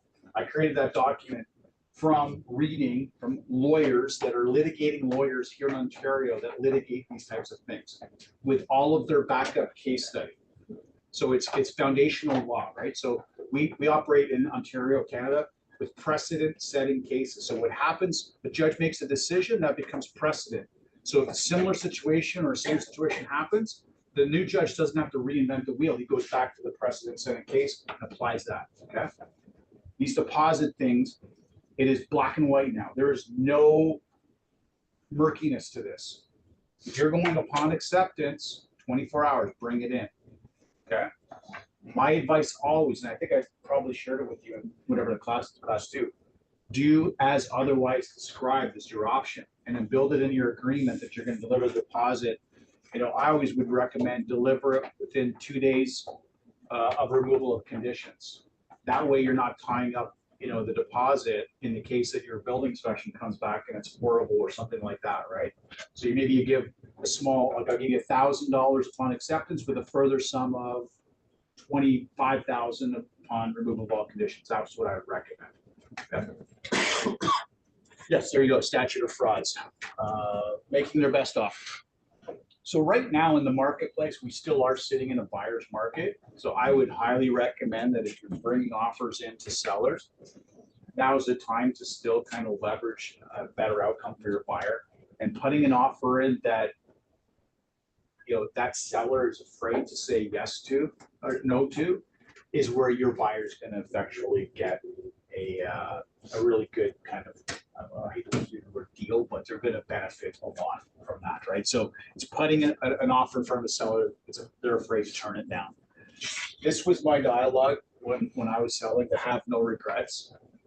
Put in your best offer so that when you wake up tomorrow, win or lose, you will put in your best offer, right? It was just a simple line that I would use with my buyers. Like, I don't want you waking up tomorrow, and especially in multiple offer scenarios, right? This is where I used it mostly. Is okay, we're in competition with 5 other offers, and they've told us that it's one and done, meaning that we only have one opportunity here, right? There's not going to be multiple rounds. So you have to, in a buying situation, and believe it or not, we're going to get multiple offer situations again in our lifetime. So yes, we don't see them so much today, but we're going to go back there. Make sure your buyer is fully aware of what the rules are from the listing. Are they given one offer, one round, or multiple rounds? If it's one round, that's where that statement comes in for sure. Meaning, listen, I don't want you waking up tomorrow and you held back $5,000 from me right now. So if you have that $5,000, and this is our forever house, let's have no regrets tomorrow to find out we wake up tomorrow that this would be your home because the other offer, you know, had $1,000 more than what yours is right now. So have no regrets. Okay. Any questions on that one? Critical elements of an offer. This is just the semantic stuff. I don't really have to go through that. Deposit, of course, conditions, irrevocable, closing dates. Closing date, I still see it, believe it or not. People put weekends and statutory holidays as closing dates. You can't do that. Now, the one that we've all messed up with actually is Truth and Reconciliation Day. That one really screws us up still because we haven't actually realized it's a federal holiday. You can't have it closing on that day. The most important element, of course, is price, right? We know price is going to be the #1 thing we're negotiating with the seller and the buyer. Deposit is good faith. On there, I always say put in about 5%, right? That's kind of selfish. Let's just be honest about it, because we want to have our fees pretty much covered in our trust accounts, right? So we get a legal direction from the lawyer that we can disperse the funds. So if you do get 5%, realtors get paid. Today's a very important day for us realtors, by the way, in the Royal Page world. What's today? It's a cutoff day for awards. Oh, yeah. Right, so if we're on the listing side, right, and you are needing today's deal to close and collect, because those are the two criteria for us for Royal Page Canada. Closed, yes, it closed. We didn't collect. At least if we're sitting on the money in our trust account, we can get a picture or authorization from the lawyer saying, yes, it's closed and collected. Here's a picture of the check we're sending to you. We can, put it into the database. You're going to get your award that you needed that deal from, right? So 5%. And I just gave it kind of ranges there for, what it would look like. Next one, Matt, what's that going there? Do I have to push it out? There we go. Okay. Best payment method, certified check or bank draft. Definitely, nobody's taking cash these days, although we still have some people show up with suitcases here with cash. So if you're those realtors encouraging that, please stop that. We've literally had that happen 2 times this year and 4 or 5 times last year, right? And we had a problem with one of them last year that the money was short. So just don't bring that in. At least it's not counterfeit. Pardon me? At least it's not counterfeit method. That's a bigger problem. Well, that'd be a big problem too. When the guy brought like a suitcase full Yeah, of. we end up at front desk, we'll bring out multiple people to count the money and then we'll seal them in an envelope. Like, we're not putting our staff in harm's way here for, somebody that comes in with cash. Usually happens on our rentals situation, right? Don't tell me the guy was from Brampton. Our realtor was from Brampton. I know that one. But I don't know if the sale was from Brampton. The realtor was from Brampton. Lives up around you, actually. My lawyer lives on the east side. I'm on the west. I'm on the northwest. Okay, that's good. Conditions. Okay, so for you realtors that are doing offers for buyers, this was my pet peeve as a selling realtor with the conditions in your offer. So let's say you're going to run 3 conditions on the listing I have. You're going to have a condition on what? Financing, inspection, status, condo, right? If it's a rural property, what are we going to put in for rural properties? Septic. What else? How about water? What's on the well? Yeah. Yeah. So I remember I got an offer. well, if you're ever doing a rural property or that, just reach out to me. I did sell a few of those when I was a realtor. I sold a couple farms. I sold a cottage property. I have this prepared document that I send out to you guys of things to look for when you're buying into rural property. So just let me know and I'll send it out to you. But you got to look. If you're buying into rural areas, right close to us here, there's dirt road properties, right? That you're driving on a dirt road to get to your property, and it may not be a serviced road for snow removal, right? You get out there, the first big snowfall, you're like, I can't get out of my property. Yeah, that's right. It's a private road, right? And so, and you may be paying with local neighbors to have some private snow removal company come in and remove it. Yeah. Sometimes you also have to access your property through somebody else's Correct. property, so you need access Yeah, roads. that happens a lot in cottage properties, actually, right? So there's landlocked properties that also have beach access, but how do you access it? We gotta go to this guy's property, so there's usually a laneway access permission, yeah. So please, when you're doing conditions, put them all together, right? Because when I was reviewing offers and you would have condition on financing, and then you'd have, if you want the chattels, you want this, and you have condition on inspection, and you have you have this. I hate that. And I think most selling realtors hate that because the condition one requires a lot of explanation to your seller, right? So I'd rather you put all your conditions together. So we bang, bang, bang your conditions out. We're all in the same, mindset as opposed to scattering them all throughout your agreement. So cluster them together, right? And keep the dates consistent as well. That's a great question. Sometimes it's impossible, right? So we talk about merging your dates for all your conditions. So for instance, let's say, pardon me. Yeah, status is, it would be an example, right? So the status, the condo act allows for 10 days to produce the status report. Now, we all know that you can get it immediately if you pay the electronic version, right? But they allow for 10 days. And then you've got the review stage, right? Once it's delivered, you're gonna want 3 days from your lawyer. So that could be 13 days. That's a nightmare when you're got a 5-day condition for financing or something, right? Or if you're buying a rural property, what do you think of what another big condition is gonna be in a rural property? If you're survey could be a very big one, yeah. But something else, say you're running a farm, what's important to know about your farm? Septic, sure, well, yeah, but what else? Environmental, I think you were saying soil, right? So environmental soil, like is the soil contaminated? And so I had a farm I'd sold, it was oil furnace back, 50 years ago, because that was the heat source way back then, right? And so yes, it had been removed supposedly to code, but it wasn't.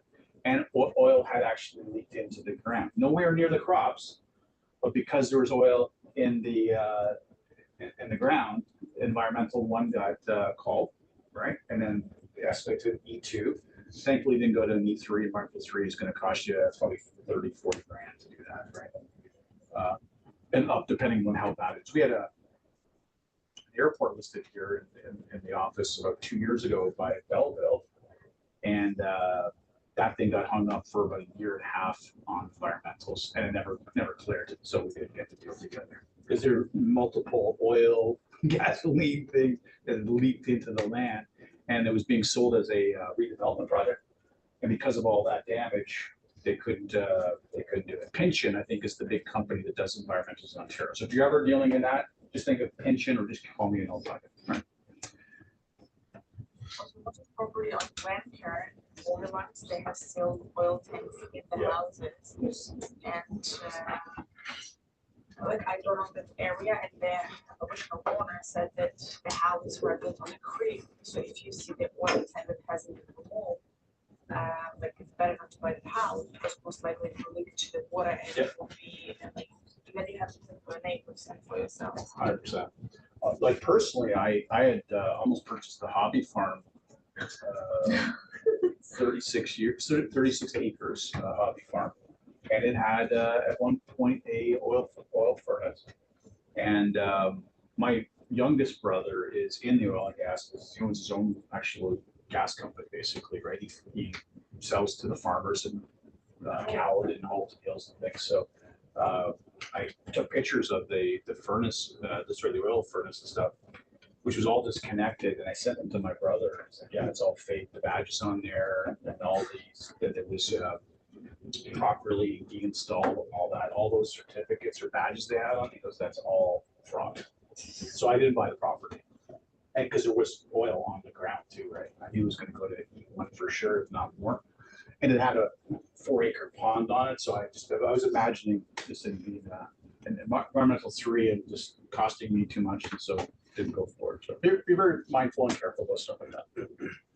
All right, irrevocable times. We all should know what irrevocable times, right? This is time is of the essence. That is a actual hard copy clause in our agreements of purchase and sales. If you ever read that little statement, time is of the essence. Anything that's according to time in there has to be completed and done at that time, including irrevocable. So if your irrevocable is 6 p.m. tonight and the offer comes back to you at 6:05, too late. 5 minutes too late. So let's say we're to sell side and get it at 6:05, and it was 6 o'clock. They had to get it back. The buyers, so the buyer is realtor, Indy's client. The buyer sent the confirmed offer back to Indy at 5:15, but Indy didn't send it to me to 6:05. Who's going to get a lot of agents? Yeah, right. Oh, I'm sorry, but I was busy, right? I was with my family. Doesn't matter. Yeah. Your client's going to be very upset with you, right? it matters to me. It's in receipt of, from my side. Yeah. So let's say we're at the point where, offer and negotiation, and you said bring your seller in the office, and then I guess the other side is in the other office. Sure. How do you write it in a way where they can just bounce this off with each other? Do you put the irrevocable time very short, like within 30 minutes of each other, so they bounce back and forth? How do you encourage that? I would do that. No, I would do, so if you're coming here at 7 o'clock at night, I put your local to like 9 or 10. I would not go half-hour increments, like, because you're gonna. You don't wanna change. that. Yeah. Plus, it's, if I'm seeing that too, I'm like, oh, that's a lot of pressure for my seller. And I got 5 other offers. Well, if you get your offer by the time your offer is coming up in the order, like it's all done by order and multiple offers, right? So you may have been the 5th offer.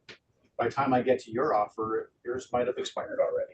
Yeah. So you increase that time a little bit, but what I have seen in the past was that they put the irrevocable time so long, like into the next day, Right. it kills the momentum. So how do we encourage that to move a So little 7 faster? o'clock, I would, like I just said, I'd cap it at maybe 10 PM, right?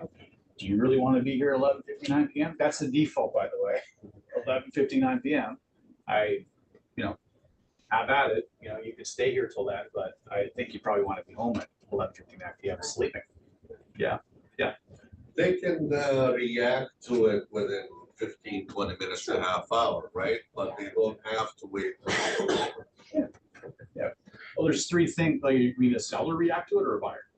The seller will accept, for example. Yeah, so a seller has multiple options, what they can do, right? They can do nothing with your sign back. They can accept it, or they can sign it back.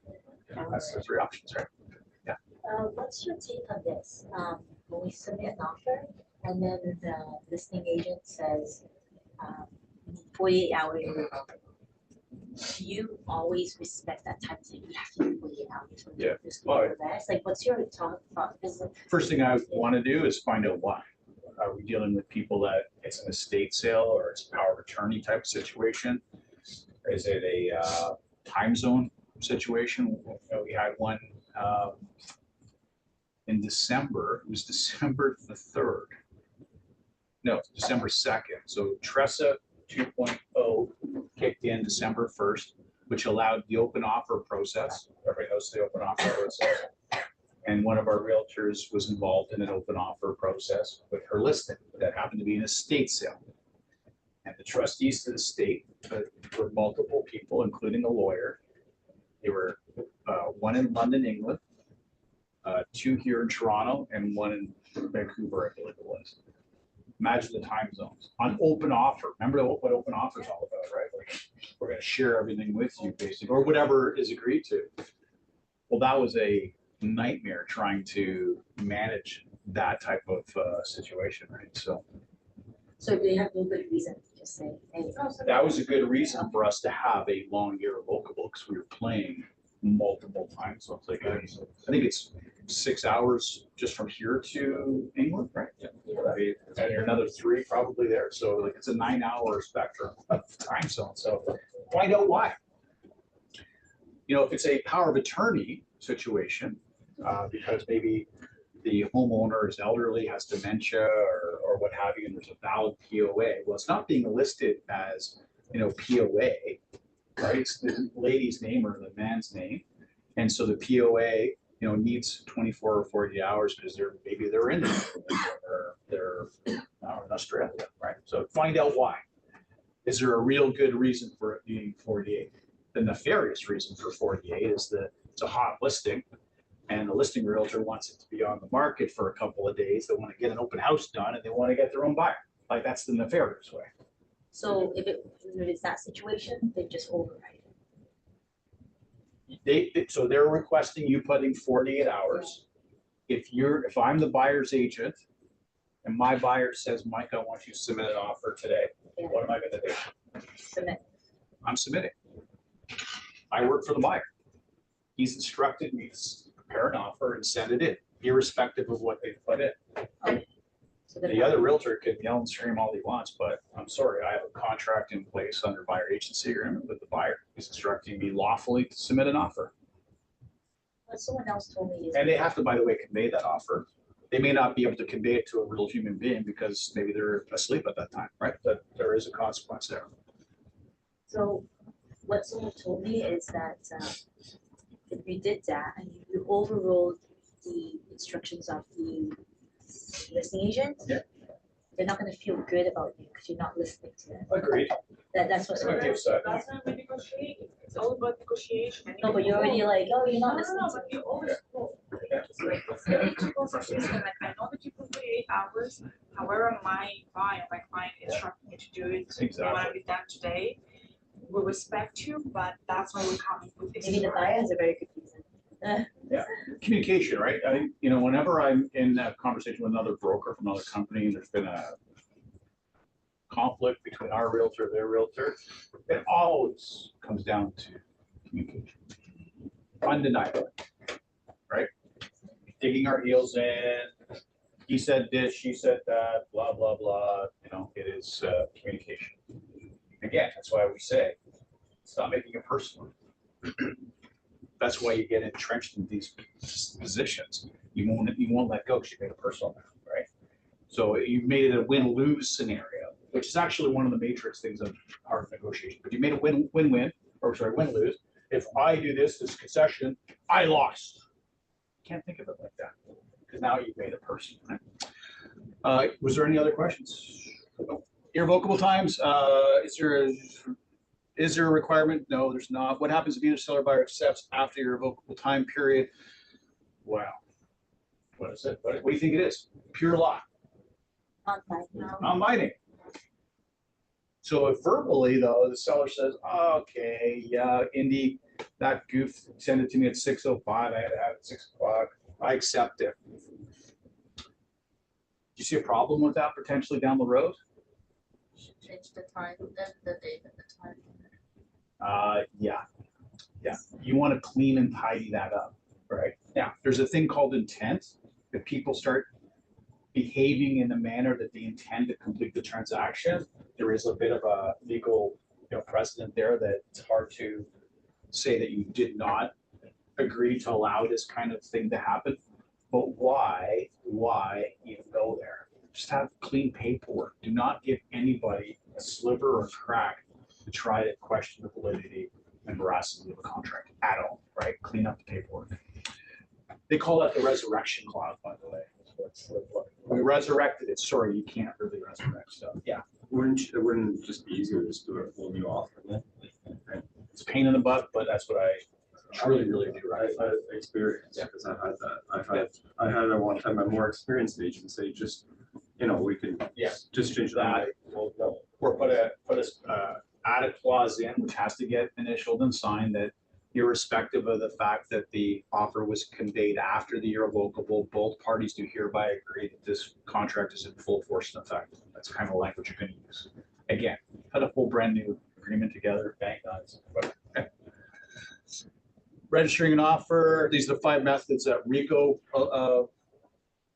requires to register an offer: Form 801, text, email, or fax. Yes, we still have fax. I couldn't even tell you what our fax machine number is here. Like, that's literally, if you were saying, Mike, I'll give you $1 million, you tell me what the fax machine number is, I just lost out on $1 million.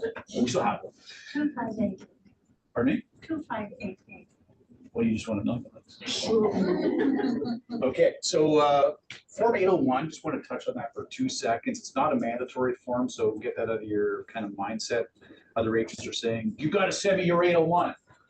You don't, we're not going to pay you. Okay, no. All it is used for in these methods is to substantiate and prove that you had an offer in the event that you have a complaint against you. The very best evidence is the actual offer. Just keep that, okay? Simple. Delivering in person, by fax, email, by courier. In person, please. Us old realtors, we're gonna teach these new people in person, right? Okay, in person, best right just before pressing. Do not send the data. Okay, whatever. Once you said, give them. Okay. Yes, on the buyer side, you have a right to know when the offers are being, the actual word in the act is convey, not present. Just as a matter of like precision. Yes. If we're doing multiple offers, like on the selling side, if a buyer realtor, if they just give you Form 801, but they don't give you the specifics of what the offer is or anything like that, can we still register that? Oh, yeah, yeah. That's a major violation on their part, because by putting the 801 together and sending it to you, they are substantiating that they have a signed offer. Yes, there's a time on that at this time, yes. Right. But what he's saying is they forget, they don't send the actual offer, but they've sent that. That is them, that's their validator. They actually have an offer signed by another, by the buyer, right? You're not supposed to do an 801 unless. Correct, that's what I'm saying. So when you get one sent to you, that other agent is putting their career one. It's like, yeah, I have that buyer signed it. Now, do we know people do that, send that without a signed offer? Of course they do, right? Yeah. But from your perspective, like we have to manage, that's you. You as the realtors have to manage that scenario. Do not put it on the shoulders of Matt and the staff. Like, oh, well, Matt should have updated the system. Or Najee should have updated the system. No, this is your business. And this is one of your major requirements as a realtor to update us, right? They're unlicensed. They have no business actually on the phone going, oh yeah, Johnny from Remax is registered an offer. That's not their job because they're not licensed. That's your job. Then you call Matt and say, okay, got a registered offer from John over at Remax, and you add it to the system, right? That's our responsibility. And by the way, this is one of the things that RICO will take the belt out, you can build it back, is not managing that process properly. Okay. So like, I know a lot of realtors, what they do is. Not in this office, right? Yeah, not in this office. Okay, so I've had experience, and it hasn't been from someone in this office. If we're doing like offer presentation at 9 o'clock, they'll send Form 801 at 6 o'clock, and then they'll just see how many offers are coming in. And then at 8:50, they'll like put in an offer that's a little bit lower unless there's like 10 offers that are registered. So is there any legal recourse where we can? All right. Sorry, I followed you up to a point. Can you start one more time? Sure. So agents at 6 o'clock. Yeah, so if I'm representing the seller, so Yeah. we do an offer presentation at 9 o'clock. Okay. So I've gotten Form 801 without the actual price or anything at like 6 o'clock that night. Okay. And then they just wait till 8:45 or 8:50 when we get to the deadline. Okay. And then basically they're just waiting to see how many offers are registered on Broker Bay. Yeah. And then at that point, they can say, okay, we're gonna come in lower because say you only got 2 or 3 offers Got as it. opposed to like 20 offers. Okay. So if it Sorry, was guys. listed for like, Glad I made you replay that because there was a part there Part that that I I missed hadn't out. heard. Yeah. So remember I said 801 is not a mandatory form. So if it's not mandatory, you don't have to fill it all out. So if you're leaving out or vacant the price, no problem. What you're saying though in 801 by having that document sent is that I do have a signed offer. I'm just not telling you what the offer is until I submit it to you at 8:59, you said, right? Yeah. Because or sorry, you said 7. just right before 9 o'clock. Yeah, not a problem, nothing wrong with that. Quite frankly, I'm happy you sent me the offer because there's a lot of them that don't send it. They walk away. Okay, but you've counted that as part of your count, right? And so now you as a listing realtor get into this kind of really difficult space to say, well, listen, I said 7. That's what the email said through Broker Bay, but I've been left with 5. I had 7 validated, but I'm at 5. To me, I would be telling everybody we lost 2 have dropped out, we're at 5. An agent has said they had it, but they have not submitted it. I think because the true number you're dealing with is 5, not 7. And in a complaint situation, I think you want to be on the right side of that and say, yeah, irrespective of that realtor committing to me and my seller and everybody else, if they had an offer and they were sending it, they chose not to. That realtor is going to pay possibly the price of the complaint, not you. Okay. When we do the 801, it's not mandatory for the listing agent or for the co-op? Either party.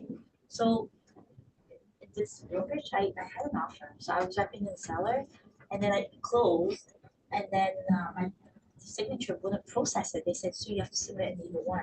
I had to go back and get it from the co-op, and there was only one offer because the co-op agent said to me, oh, you don't need it because it's not multiple representation, but it's nothing to do with multiple representation. So I ended up having to do it, for our deals, the parents to process it. I don't have an answer for you why you're doing that, but it's not a mandatory form. to me, the offer itself is the best form of evidence to be using to substantiate there's offers, right? Because that's where you're using the Form 801, right? Is somebody's made a complaint. And what's the complaint? Mike, you told me there was 10 offers. Substantiate and prove that to me, right? So as a broker, I usually, if I have the courtesy, if somebody calls me first to say, hey, another broker to Mike, we don't think you had 10. Did you have 10? Let me look into it for you. So I'm not privy to everything everybody's doing in this office. We do 4,000, 5,000 deals out of this office alone. I don't know what's going on.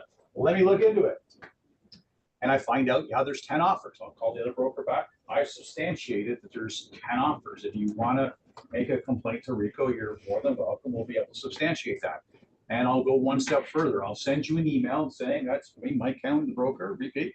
We had 10 offers. I have 3 801s and I have 7 of the offers, or whatever the number is. Now I put myself as the broker in the middle of a problem potentially, right? But I validated it and I proved it.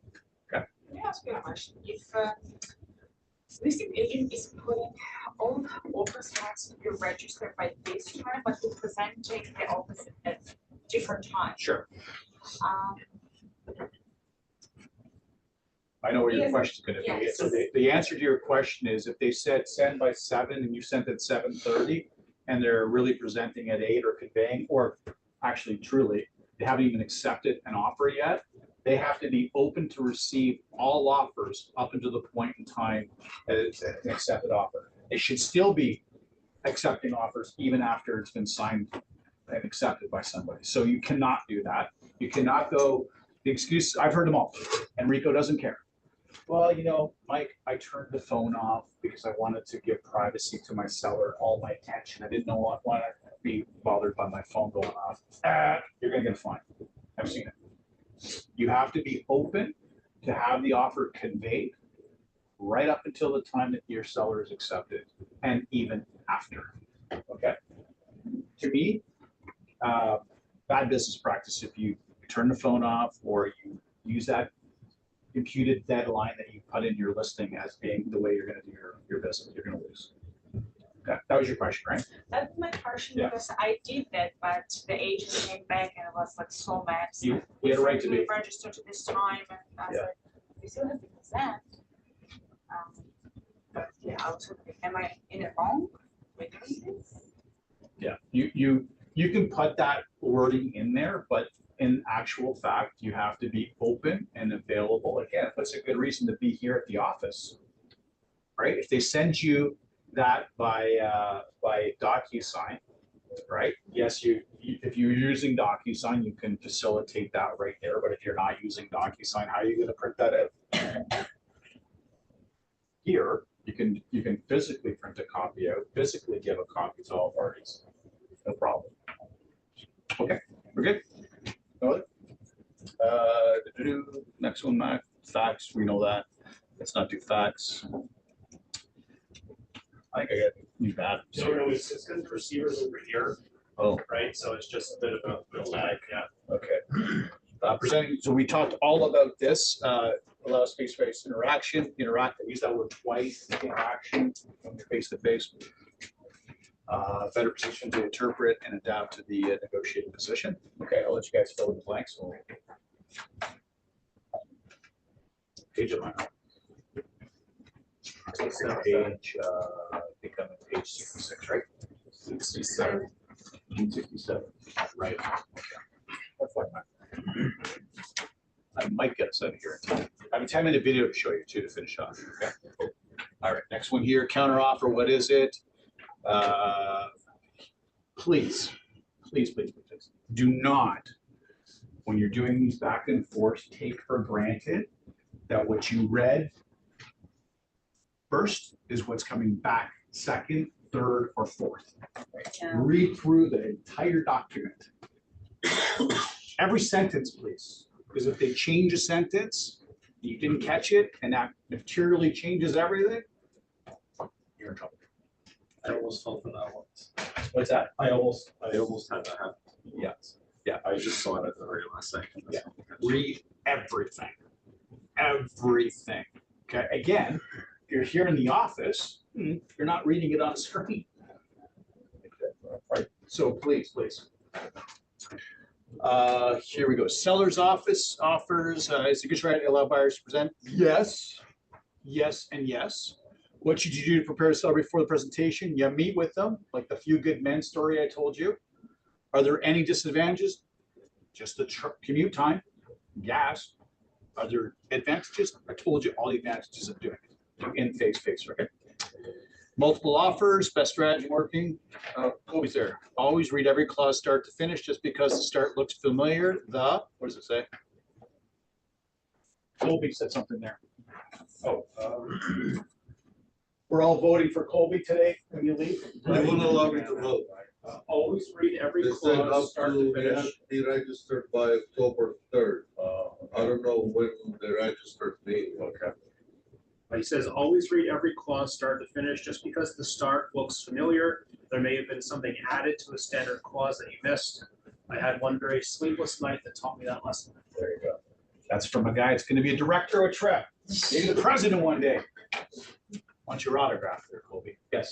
I have a question. In the previous slide there, it said it is a good idea to bring in the buyer's agent to present to your seller. Yeah, you missed all this section. No, but I'm wondering, is it a good idea to present their offer directly to the So seller? go back and watch the first half hour that you missed. We went through that whole process. Well, it wasn't my fault. That's Stellar's fault. Listen. It's Michael Stellar's fault. No, but just go watch the beginning part of this. We go over all that. Okay. Yeah. Multiple offers. This one, I guess I gotta push. There it goes. I saw it. No. Update CMA. Okay, when you're doing a listing side, and let's say you listed a thing 3 weeks ago, and tonight you got your offer, like miraculous, you've got an offer coming in, redo a CMA. Don't rely on the one you did 3 weeks ago or a month ago. Do a brand new one, okay? There may have been something sell that has materially affected your listing price or your sale price that the other realtor is gonna know about. And if you don't know about it, you're gonna look a little bit, sheepish. Have showing list and feedback again. So it's all presentation. It's all how you show. It's the acting part of it. When you come in here to do it, when you're on the listing side, guess what I used to bring with me? All the business cards of all the agents that looked at the property, right? So I would have my folder, right? We have the signature folders, right? So, and I had my binder, so I'd have that out. I'd have all of the business cards, right? And this works when it's not, I listed it a month ago and I've got 50 business cards, because that's like, well, 50 people didn't like it. It doesn't work on those ones. It's for these ones that you're, preemptive or delayed offers or a preemptive offer, right? Within like 5-6 days, and you had a whole bunch of people thinking. So there's a lot of sense of urgency here. Plus, I would have my feedback list, my checklist, and all that stuff. So the other realtor realizes he's not the only person here with a buyer at the table. There's a whole bunch of others that are there that I can call as well. Okay. You're setting the scenes. Prepare a net comprehensive net sheet for your seller. I think we added that. One of the things that I sent Matt, or you sent for one of the documents, maybe the second class. There's a net sheet that I have in there that shows you. Yeah, what was the buyer one that's in there? What is seller? It's a seller one. Okay. Not a bad thing to have, because you want your seller is thinking, what am I taking away? What's my net after all these expenses? Have a list of counter offer points. Again, it's using that perspective. Put yourself in the mind of the other realtor. What could that other realtor be thinking to come in and negotiate a better, more favorable deal for their buyer? So preempt that by thinking about what those things could be. Well, maybe it's the landscaping of my property is not the best. Maybe it's the 1960s shag carpet that I got through the house. Like whatever it is that you can put yourself in their shoes that you would be using to generate that better outcomes. Discover any buyer's motivations or weaknesses. So, if you can find out the buyer's wife, they're pregnant, they got their third kid coming along, they're living in a 2-bedroom condo. Do you think there's a sense of urgency maybe that they need to buy your house? Okay. Or he just got relocated to Microsoft on Mississauga Road and they live in Whitby. And your house is here in Mississauga. Is there a sense of urgency for them to buy that house? Maybe sick and tired of driving across the 401. So if you can find these things out, which a lot of buyers, realtors will just throw that valuable information out on the table without even knowing, right, that they're doing it. That's for you to use to the benefit of your client. Right? Preparing for low offers. Again, this is the few good men story where you're going to have your seller prepped. You do not want them to react and have a blowout. Educate, display with them on the status, price according to market. Putting them in buyer's place, human nature exaggerates. So yeah, so this here about the making of repairs, right? You get a lot of times where the buyer wants to knock the price down by 10 grand because there was, maybe caulking from the window was coming off. That's $10,000. No, it's not, right? So Mr. Seller, let's get a handyman in here for a few $100 to fix that. And we'll do that for the buyer. We're not going to let them take a haircut from you for $10,000. Right? Makes sense. Yeah, I have a situation that the seller didn't wanna accept the offer because the buyer asked them to repair the little leak on the roof. Yeah. And the inspector said that wood has to be changed. And seller's like, look, it costs us 20,000. And I was like, no, it's like $300 to $500. Yeah. And I just sent them over, and he's like, yeah, it's like $300. Yeah. Yeah. But they He felt like it's 20 grand. exactly.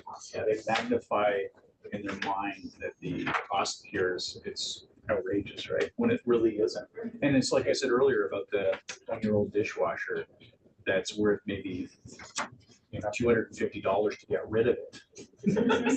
Right? Not the $1,500 in the Home Depot for the brand new stainless steel, right?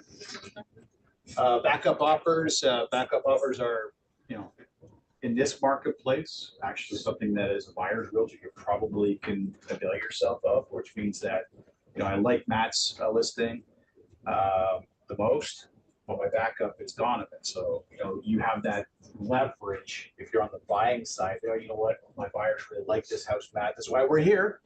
We're here to buy your house. And hopefully we can come to an agreement here.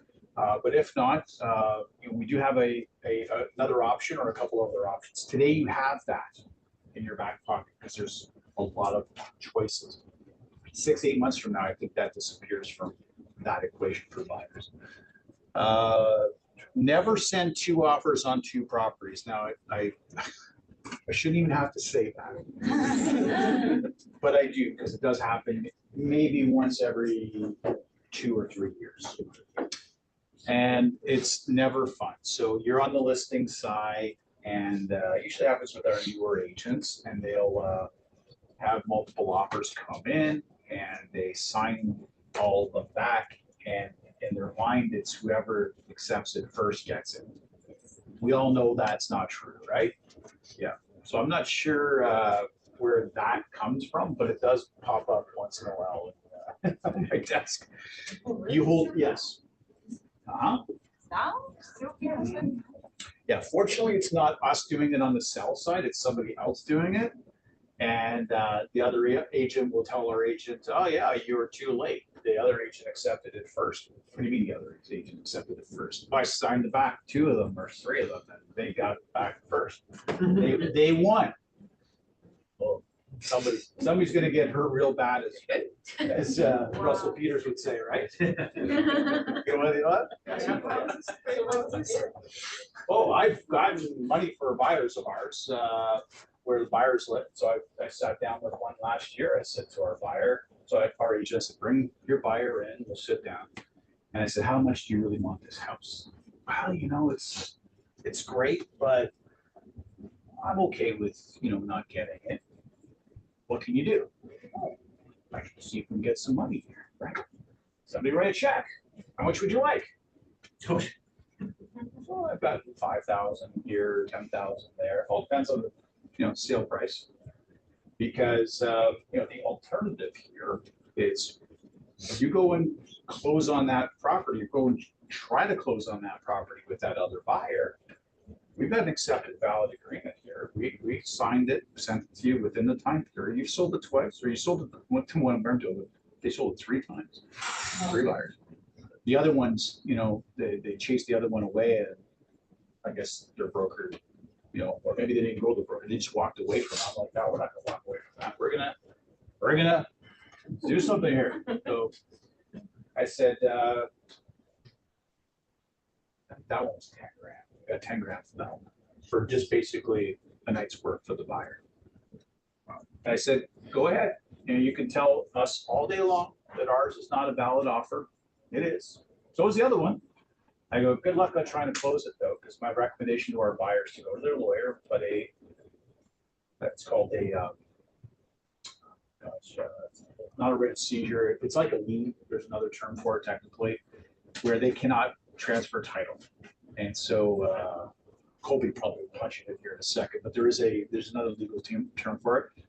They're gonna have to come to us before closing. You know, that nice statement there where there's a title search, right? So they do that a couple weeks before to see if there's liens encumbrances against the property. So we're gonna put an encumbrance on the property, and they gotta come back to us. Yeah, for us to remove our encumbrance, it's gonna cost 10 grand. Otherwise, you got that buyer that's gonna sue you, and we're gonna sue you.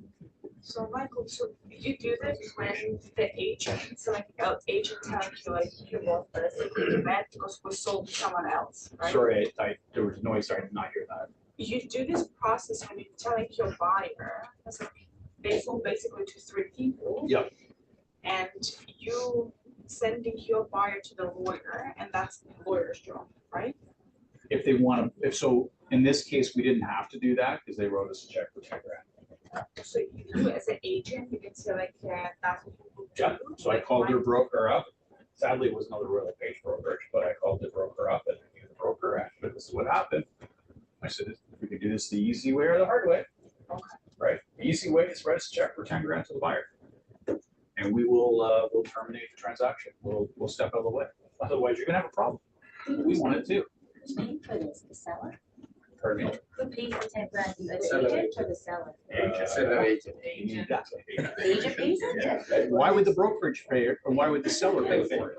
It's the Does the agent. buyer agent get anything out of the 10 grand? He got another deal, and he got the respect of the buyer that we did this for him. But you have to process it to the brokerage, right? So you just And he got 10 grand, yeah, right, exactly. But the buyer is like, wow, that's a pretty good brokerage I work with. Right? I got So the got buyer, 10 grand. so the co-op agent gets nothing. 'Cause I They thought you have get a to- sale of another property. Oh, And 'cause they get the respect forever of that buyer for doing that. Referrals. Client, whoever with you. You know how many times that story's probably been told at dinner parties and get-togethers by that buyer? And our buyer did find something, you know, a week later that happened to be better than the one. Because I'm very philosophical about this. It's meant to be, if it's meant to be, it's meant to be. And real estate, to me, in my career, has always been that way. Which means that if you miss out on something, that means around the corner, I don't know how long that corner is, but around that corner is gonna be something better. And every time it's always borne out that way. And in that case, a week or so later, the better property showed up and they had an extra $10,000. So the listing brokerage will write a check. Realtor wrote a check. And the realtor, oh, it doesn't go through the brokerage. The realtor is. Yeah. So they don't really, they only transfer money between brokerages. Agents cannot give money or receive. Well, Wanna be he sued by a repo. lost part of his commission, I so. see, I see. Yeah. The money went to the buyer. We were not paying realtor commission, right? Anyway, it was a fun story. I've had to deal with it a few times. It does happen. Let's hope it never. Yes. I had a rental client 2 days ago. Yeah. They wanted me, their credit is bad, so. You're trying to what? The credit is bad. Okay. So it was hard, so they wanted me to, because it was, what we did, the offer was taking forever, because they kept asking for more stuff. So they kept telling me to put an offer on another property, so we at least get one. I said, no, you can't do that. And this is what we did the last time. So I said, I don't know whether we did it, but I'm not gonna do it. No, you'll be renting one of those 2 houses. you, I would do it, but it happens like buyers will ask. yeah, do not do that. Overcoming objections, what page am I on for that one? 69, right? So become a master, we taught you some dialogues. There's some more dialogues here, by the way, for you at the end of this chapter as well, which is there. And here's two examples. I think I taught you the reduced to the ridiculous, the first class. Remember that one, right? Where it's, you break it down, say it's $10,000, well, divide 10,000 by the amount of years you're gonna live there, for 10 years, so that's $1,000 a year. And you divide that by 12 months if you want to, or 365 days, and that's your per day, per month kind of cost. That's taking 10,000 and making it into a couple bucks. Starbucks, right? That's reduced to the ridiculous. Does anybody know what the casino close is? Anybody heard of the casino close? No. Anybody know what a casino is? What do you do at a casino? What do you do at a casino? Gamble. Gamble. Okay, so this works great for being on the seller side, right? So Matt's brought in a offer.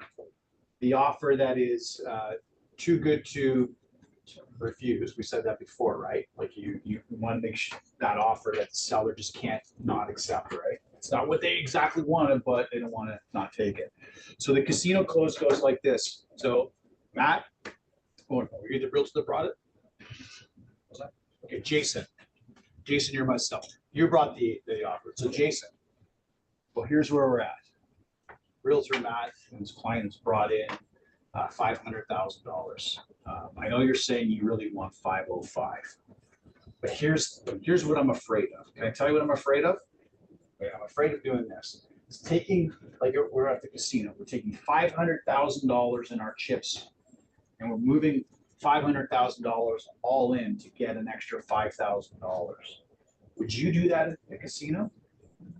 Would you make that bet? I think we've got a solid offer here. If you want to do that, I just want you to be aware though, Jason, that that's what we're doing. We're putting $500,000 because if we sign this right now, and remember we said that like 490, 495 was going to probably be the number. We're at 500. You're now saying 505. I get that. And we're trying to do your best. But at this stage, I'm a little bit nervous that they walk away based upon what Matt was telling me just now. So it'd be like going to the casino, taking your $500,000 that you have right now and putting it out there and betting it for $5,000 more. Would you do that at the casino? No. So let's not do that here. That's called the casino code. You can modify it however you want, but it's basically putting in their mind images of these chips, if they've ever been to a casino or they've seen it on TV, and betting everything for such a small return. Right? Doesn't make sense to do that. Why do you do that here in your property? And now you're probably sitting there going, yeah, well, my seller's gonna, not listen to that's gonna focus or whatever. Great. Let them do that. And that buyer walks away for 5 or 10 grand. And that happens. At least you've had the conversation, you've had that, preemptive possibility in their mind so that if the buyer doesn't return, guess what? You're a hero. And you're a hero if they accept it because you sold it. That's the casino. Any questions on the casino course? What you need to work on. Okay, that's just the last thing there. But, and we got scripts and dialogues from 70, 71, 72, and whatnot.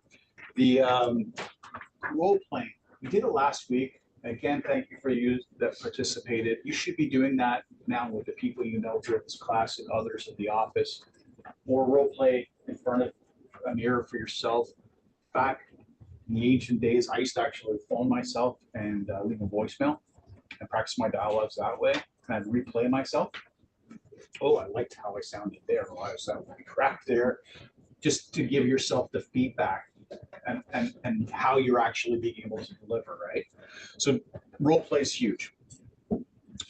Pick out a current listing on MLS, prepare a mock offer that you can present to your partner. So if you have nothing going on right now, that's fine. Just go on to MLS. Maybe pick the area that you live in, more familiar to you, grab a listing and pretend to be the listing agent and then pretend to be the buying agent with a friend. Powerful stuff. Make the mistakes, embarrass yourself in front of another realtor, not in front of a buyer. So yeah, call your phone. Open houses, like Pardon me? in your area. I choose open house in the area, so I go and I will see what people talk, Yeah. and then because it's 2 days, so next day I will bring my friend, and just go with them and describe everything in practice, like they're a seller, they're buyers. It's like, you help me with today. And I just go and have the whole conversation like I'm trying to sell this house to them. Yeah, I started with a small little family independent company for the first 4 years. And I truly credit them for a lot of the foundational ways I do things. So they were all about role playing, doing mock situations. And they would literally throw me to the wolves with their experienced agents. And as it was a small company, we had that kind of thing. But I think you could do it here. If you come into the office, get to know some agents and practice with each other, trust me, you're going to learn without even realizing you're learning. Because next time you're in that situation, oh, I remember, talking to Donovan about that. Now you have, muscle memory about having done it before. I think that's, you're going to leave me that, right? So next week we're going to do, I'm only five, well, actually, no, I'm actually 2 hours. We started 5 minutes late. I've got a couple things I want to just kind of go over with you for Harvard negotiations for next week. So that's what we're going to do with Emilio. And then we're going to show a small little video that is from Harvard, or talking about the Harvard principles of negotiation. But I just wanted to kind of go over high level stuff, and I can write on this one, right? Okay, so it's basically, do I have to tap this one? Yeah. This is not in your workbook. So it's principles versus rules. Everyone has blank pages at the back of their workbook if they want to write. So we're comparing these two things, right? Principles versus rules. So in principles can be very organic. They can be flexible. They can be creative. Again, this is all from Harvard, okay? And there's a lot of freedom involved in adapting to a principle-based model of doing things versus a rule-based model, right? In a rules-based, you're dealing with it being very strict because they're rules. Principles versus rules. Strict. They're usually very linear, which means A to Z, 1 to 10, right? Very linear in the way they do things. They're not flexible, or we'll call it inflexible. Inflexible. And very much controlled by rules, right? So, in a corporation, you have a board of directors that have to follow rules. They have their bylaws, they have their rules and regs and things. So it's very controlled. So Harvard, of course, they're more principle-based in their negotiation teaching methods versus rules-based. Now, we have, in our industry, we have to be a hybrid. Because on the rules side, you'd agree with me that we have this thing called RICO that oversees our rules, which is TRESA and REBA, right? And so we have contract laws, we have all kinds of other laws. So we do have to adapt and be a chameleon for both sides. So we cannot be exclusively in a principles-based system. We have to have a hybrid system, okay? So that's the two, when we're going to be working next week, just think of the two things, principles and rules. Exit out. And then we've got the 4 principles of negotiating not on issues, right? Remember we talked about about the person who negotiate about issues. So 1 is separate the person from issue. So in that great book, Getting to Yes, William Ury, that's really, if you were to synthesize the entire book, it's don't focus on people, focus on the issue, right? It's easier, it's better to get angry at the issue than it is the person, okay? Number 2, interest focused. What's the interests? Not positions. Positions, negative, we anchor ourselves in a position and we make it personal. It's almost impossible to then unhinge people or unattach them from these situations. So we want the interest. What's the interest? Well, buyer wants to move into this house, seller wants to sell. That's at the very base level, right? What else can you roll behind that? What are things behind those things that you can uncover of interest? Number 3, develop criteria that a solution must fulfill. So criteria that a solution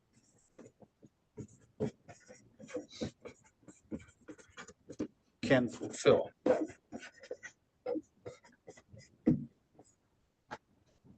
And we're going to see a video here momentarily. You'll see a couple of solutions that they generate out of what you would have thought were situations that had no solution to them. One's using an orange, okay? What, have you seen that one? No, Oh. I haven't. No, it just sounds funny. No, it's the Harvard orange scenario, which is pretty cool. Choose different options to choose from. Options to choose from. That goes back to what I keep on telling you about the alternative choice clause, right? When would be a good time to meet? Would 5 o'clock tonight or 9 o'clock work better? Right? Those are options. People like options. They don't like to be told what to do. So that's the 4 principles there. And here's the this is the I call it the negotiation matrix. So what I called it, Harvard just says it's their 5 things of negotiation, but let's call it the matrix. So there's 5 possible outcomes in a negotiation. So there's P1, we'll call it party 1, party 2, right? So we have buyer, seller, right? Or seller, buyer. We'll go buyer here. B, seller. Those are party 1, party 2, right? So party 1, or matrix number 1, buyer can win, which means the seller, you lose. There's a loss, right? They lose. Number 2, he loses, buyer loses, or she loses. That means the seller wins. Seller or buyer loses, and seller can lose. Buyer wins. That's a win-win. Stephen Covey, right? 7 Habits of Highly Successful People. It's one of the things, win-win. Everybody heard of Stephen Covey? Great book to read. And in this one, it's compromise. And I don't believe Harvard believes that's a negative connotation. Compromise can have a negative as well. Okay, fine. I'll give you what you want. I'll take it, right? Nobody's happy. No. And there's the compromise is a happy, successful outcome. But isn't that against what you said last time about don't split the difference? Isn't that contradicting each other? What's your thought on when you negotiate? Should you compromise? Should you stay firm? I mean, you have to compromise in order to close the deal, right? Yeah, you're gonna want to have your an outcome, right? Like, what is your outcome? So if you're compromising on your outcome, then you are not in a compromising situation. You would be in a, if you're the buying side, it's a loss and a win, right? So, any questions on it? So we're gonna focus on, have this as kind of the backbone of what we're seeing next week, and then I'm gonna have Matt play a video that will visually kind of also show you what we're gonna be doing next week. And so next week, I'd recommend if you can make it into the office, do that. We're gonna have lunch as well. So we're gonna have Panera and we're gonna have lunch. So Panera first, all the coffee and all the sugar, donuts and all that stuff. 5 weeks. Oh, what's that? I've been eating it for 5 weeks now. Yes, you're gonna have like withdrawals. What's Yeah.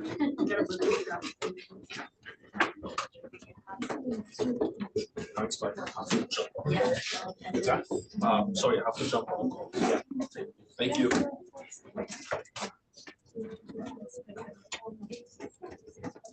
You got a lot on your plate today. No, we're watching a video. Oh, okay. Yeah.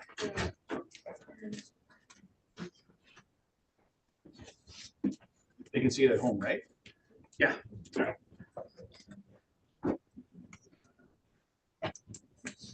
William Ury and Roger Fisher are the founders of the Harvard Negotiation Project. They've written a book together titled Getting to Yes. I recently read the book and want to share with you the key lessons. According to the book, negotiation isn't about splitting things 50-50 or insisting on your way or my way. It is definitely not about winning or losing.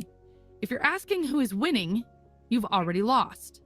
So what is a negotiation about then? Let me give you a few examples and you'll see. Two men argue in a library. One wants the window open for fresh air, the other wants it closed to avoid the wind blowing his papers. So what do? Do you leave it half open, a bit open, or closed? The librarian listens to both and then goes and opens the window in another room, bringing in fresh air without disturbing the papers. This leaves both sides happy. Another example. Two people want to share a cake but can't agree on how to divide it fairly. Regardless of how you cut it, they will both complain that the other side got a bigger piece. So what do? Well, you ask one person to cut the cake and the other chooses first.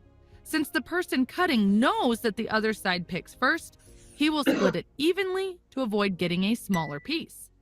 One last example. Two kids argue over an orange. The parent takes the knife, cuts the orange 50-50, and gives each kid half. One kid eats the fruit and throws away the peel, while the other uses the peel to bake a cake and throws the fruit into the trash. If the parent had asked why they wanted the orange, both kids could have gotten 100% of what they wanted, but they only got 50%. As you can see from these examples, negotiation is about finding a solution that leaves both sides happy without hurting the relationship. So how do you do it? How do you find those wise and practical solutions like the ones we just saw? Here's a 4-step framework that will make you a smarter negotiator. Step number 1, focus on interests, not positions. Remember the story about the two men arguing over a window in the library? It illustrates a common problem in negotiations where people focus too much on their positions. Instead of arguing about positions, shift your focus to interests. The benefits of focusing on interests are obvious, but doing it can be hard. Positions are clear and specific. Interests might be hidden or vague. So how do you find the interests of the other side? Simply ask why. Why do they want what they want? Try to see things from their point of view. Once you discover their underlying interests, talk about them openly. People listen better if they feel understood. They think those who understand them are smart and kind. If you want them to listen to your interests, start by showing you care and understand theirs. Of course, you need to communicate your interests as well. The other side might not know them. To turn your interests into real options, ask yourself, if they agree with me tomorrow, what do I want them to do? Step number 2, use fair standards. No matter how well you understand what the other side wants, conflicts will always pop up. You want lower rent, but your landlord wants it higher. Instead of arguing back and forth, use objective criteria to decide. Recall the cake example? When two men couldn't share a cake, having one man divide it and the other choose first is based on a fair standard. Objective criteria are unbiased rules that don't depend on personal opinions. Examples of this can be market prices, legal requirements, expert opinion, or fair standards that you both agree on. In negotiation, often people resist agreeing because they feel like you're demanding it. But if you say, let's check the rules or regulations, it shifts focus from what you want to what the rules say. Suddenly, it's not you demanding it, but the rules. For example, if your house construction contract doesn't specify how deep the foundations should be, and the contractor suggests 2 feet while you think 5 feet is the standard, don't just compromise. Instead, say, look, maybe I'm wrong. Maybe 2 feet is enough. Does the government have standard specifications for these soil conditions? What is the earthquake risk here? Where do you suggest we look for standards to resolve this question? Here's how you can apply this principle effectively. Before you start, figure out some fair standards together with the other side. For example, say, you want a high price and I want a low one. Let's figure out what a fair price would be. What standards should we use? By focusing on fair standards, you can turn a clash of interests into a shared goal. Step number 3, invent options for mutual gain. Recall the example of the kids fighting over an orange. Instead of splitting it 50-50, they could have found a way for both to get 100% of what they wanted. This scenario highlights the importance of inventing options for mutual gain in negotiations. So, how do you invent creative solutions then? Here's how. Simply get together with your side or with the other side and brainstorm about all the possible solutions. Let the ideas flow freely. Don't judge or pick any of the ideas in the first stage. Separate the brainstorming from the selection session. For brainstorming, choose a few participants. Change the environment. Design an informal atmosphere. Define the purpose. After brainstorming, start with the most promising ideas. Then discuss ways to improve them. People often assume differences in negotiation create problems, yet these differences can lead to solutions. Remember the orange example? A wise solution was possible because each side wanted different parts of the orange. It's absurd to think your differences lead to the problem. It's actually the differences that lead to creative solutions. Step number 4, separate the people from the problem. Before starting a negotiation, visualize a vertical line splitting a person down the middle. On one side is the person, and on the other side is the problem. Always put the person first and the problem second. Negotiators are people first. Your goal in negotiation is to be soft on the person, but hard on the problem. Often we are soft on the person, so we end up being soft on the problem as well, and we don't get what we want. Or we're hard on the problem, but also end up being hard on the person, damaging the relationship. Be soft on the person, compliment whenever you can, and appreciate the effort. At every negotiation stage, ask yourself, am I paying enough attention to the people problem? People have different viewpoints. Their egos are easily threatened. They see the world from their perspective, often confusing their perceptions with reality. They frequently misinterpret your words and fail to communicate their true intentions. Remember, you must deal not only with their problems, but also with your own. Your anger and frustration can block agreement as well. Your perceptions may be one-sided, and you might not be listening or communicating effectively. One of the best ways to prevent people problems is by building a relationship with the other side before the negotiation starts. Negotiating with someone you know is easier than with a stranger. So arrive early to chat and stay a bit afterward. Get to know their likes and dislikes. These informal interactions make future negotiations a lot easier. Multiple studies show that simply getting to know the other side increases the success rate by 25 to 30%. Okay, now you might say, all these 4 steps sound fair and nice, but what if the other side isn't playing by fair rules? What if they use dirty tactics? What if they are more powerful? Or what if they attack me personally?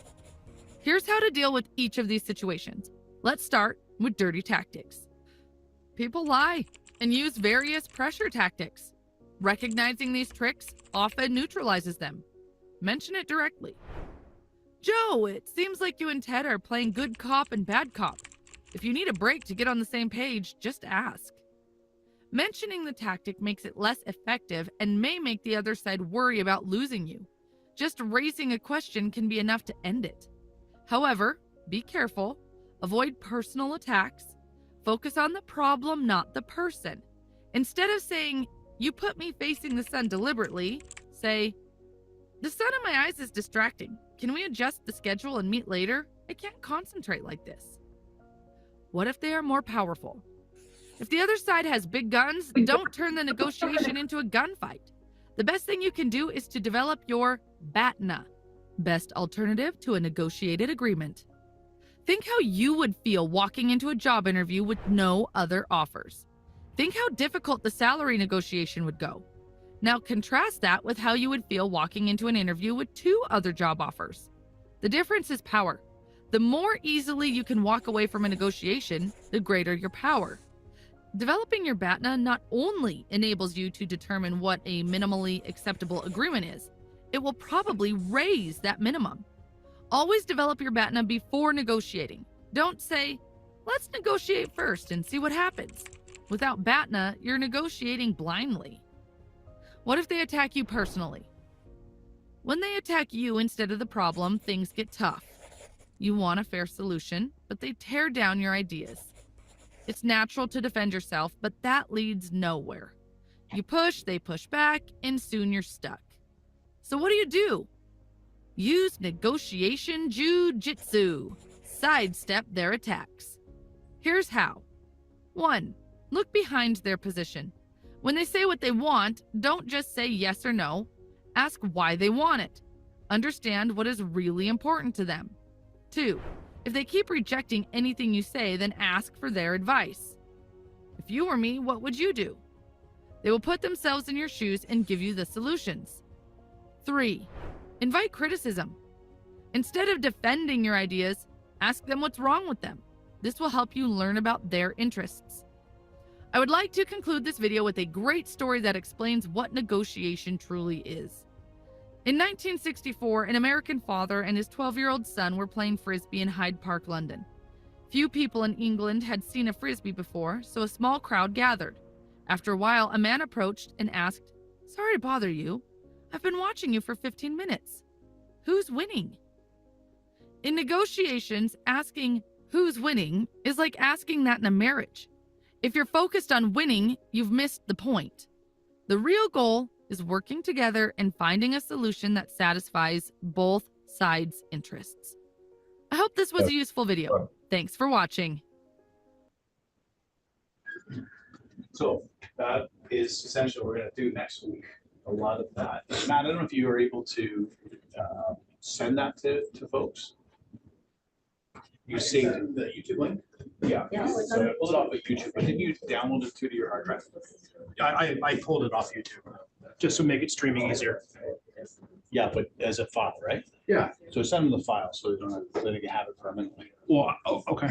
Yeah. Can you do that? No. Yeah, I'll send them a link because it's too big to email, so I'll send them a drive link.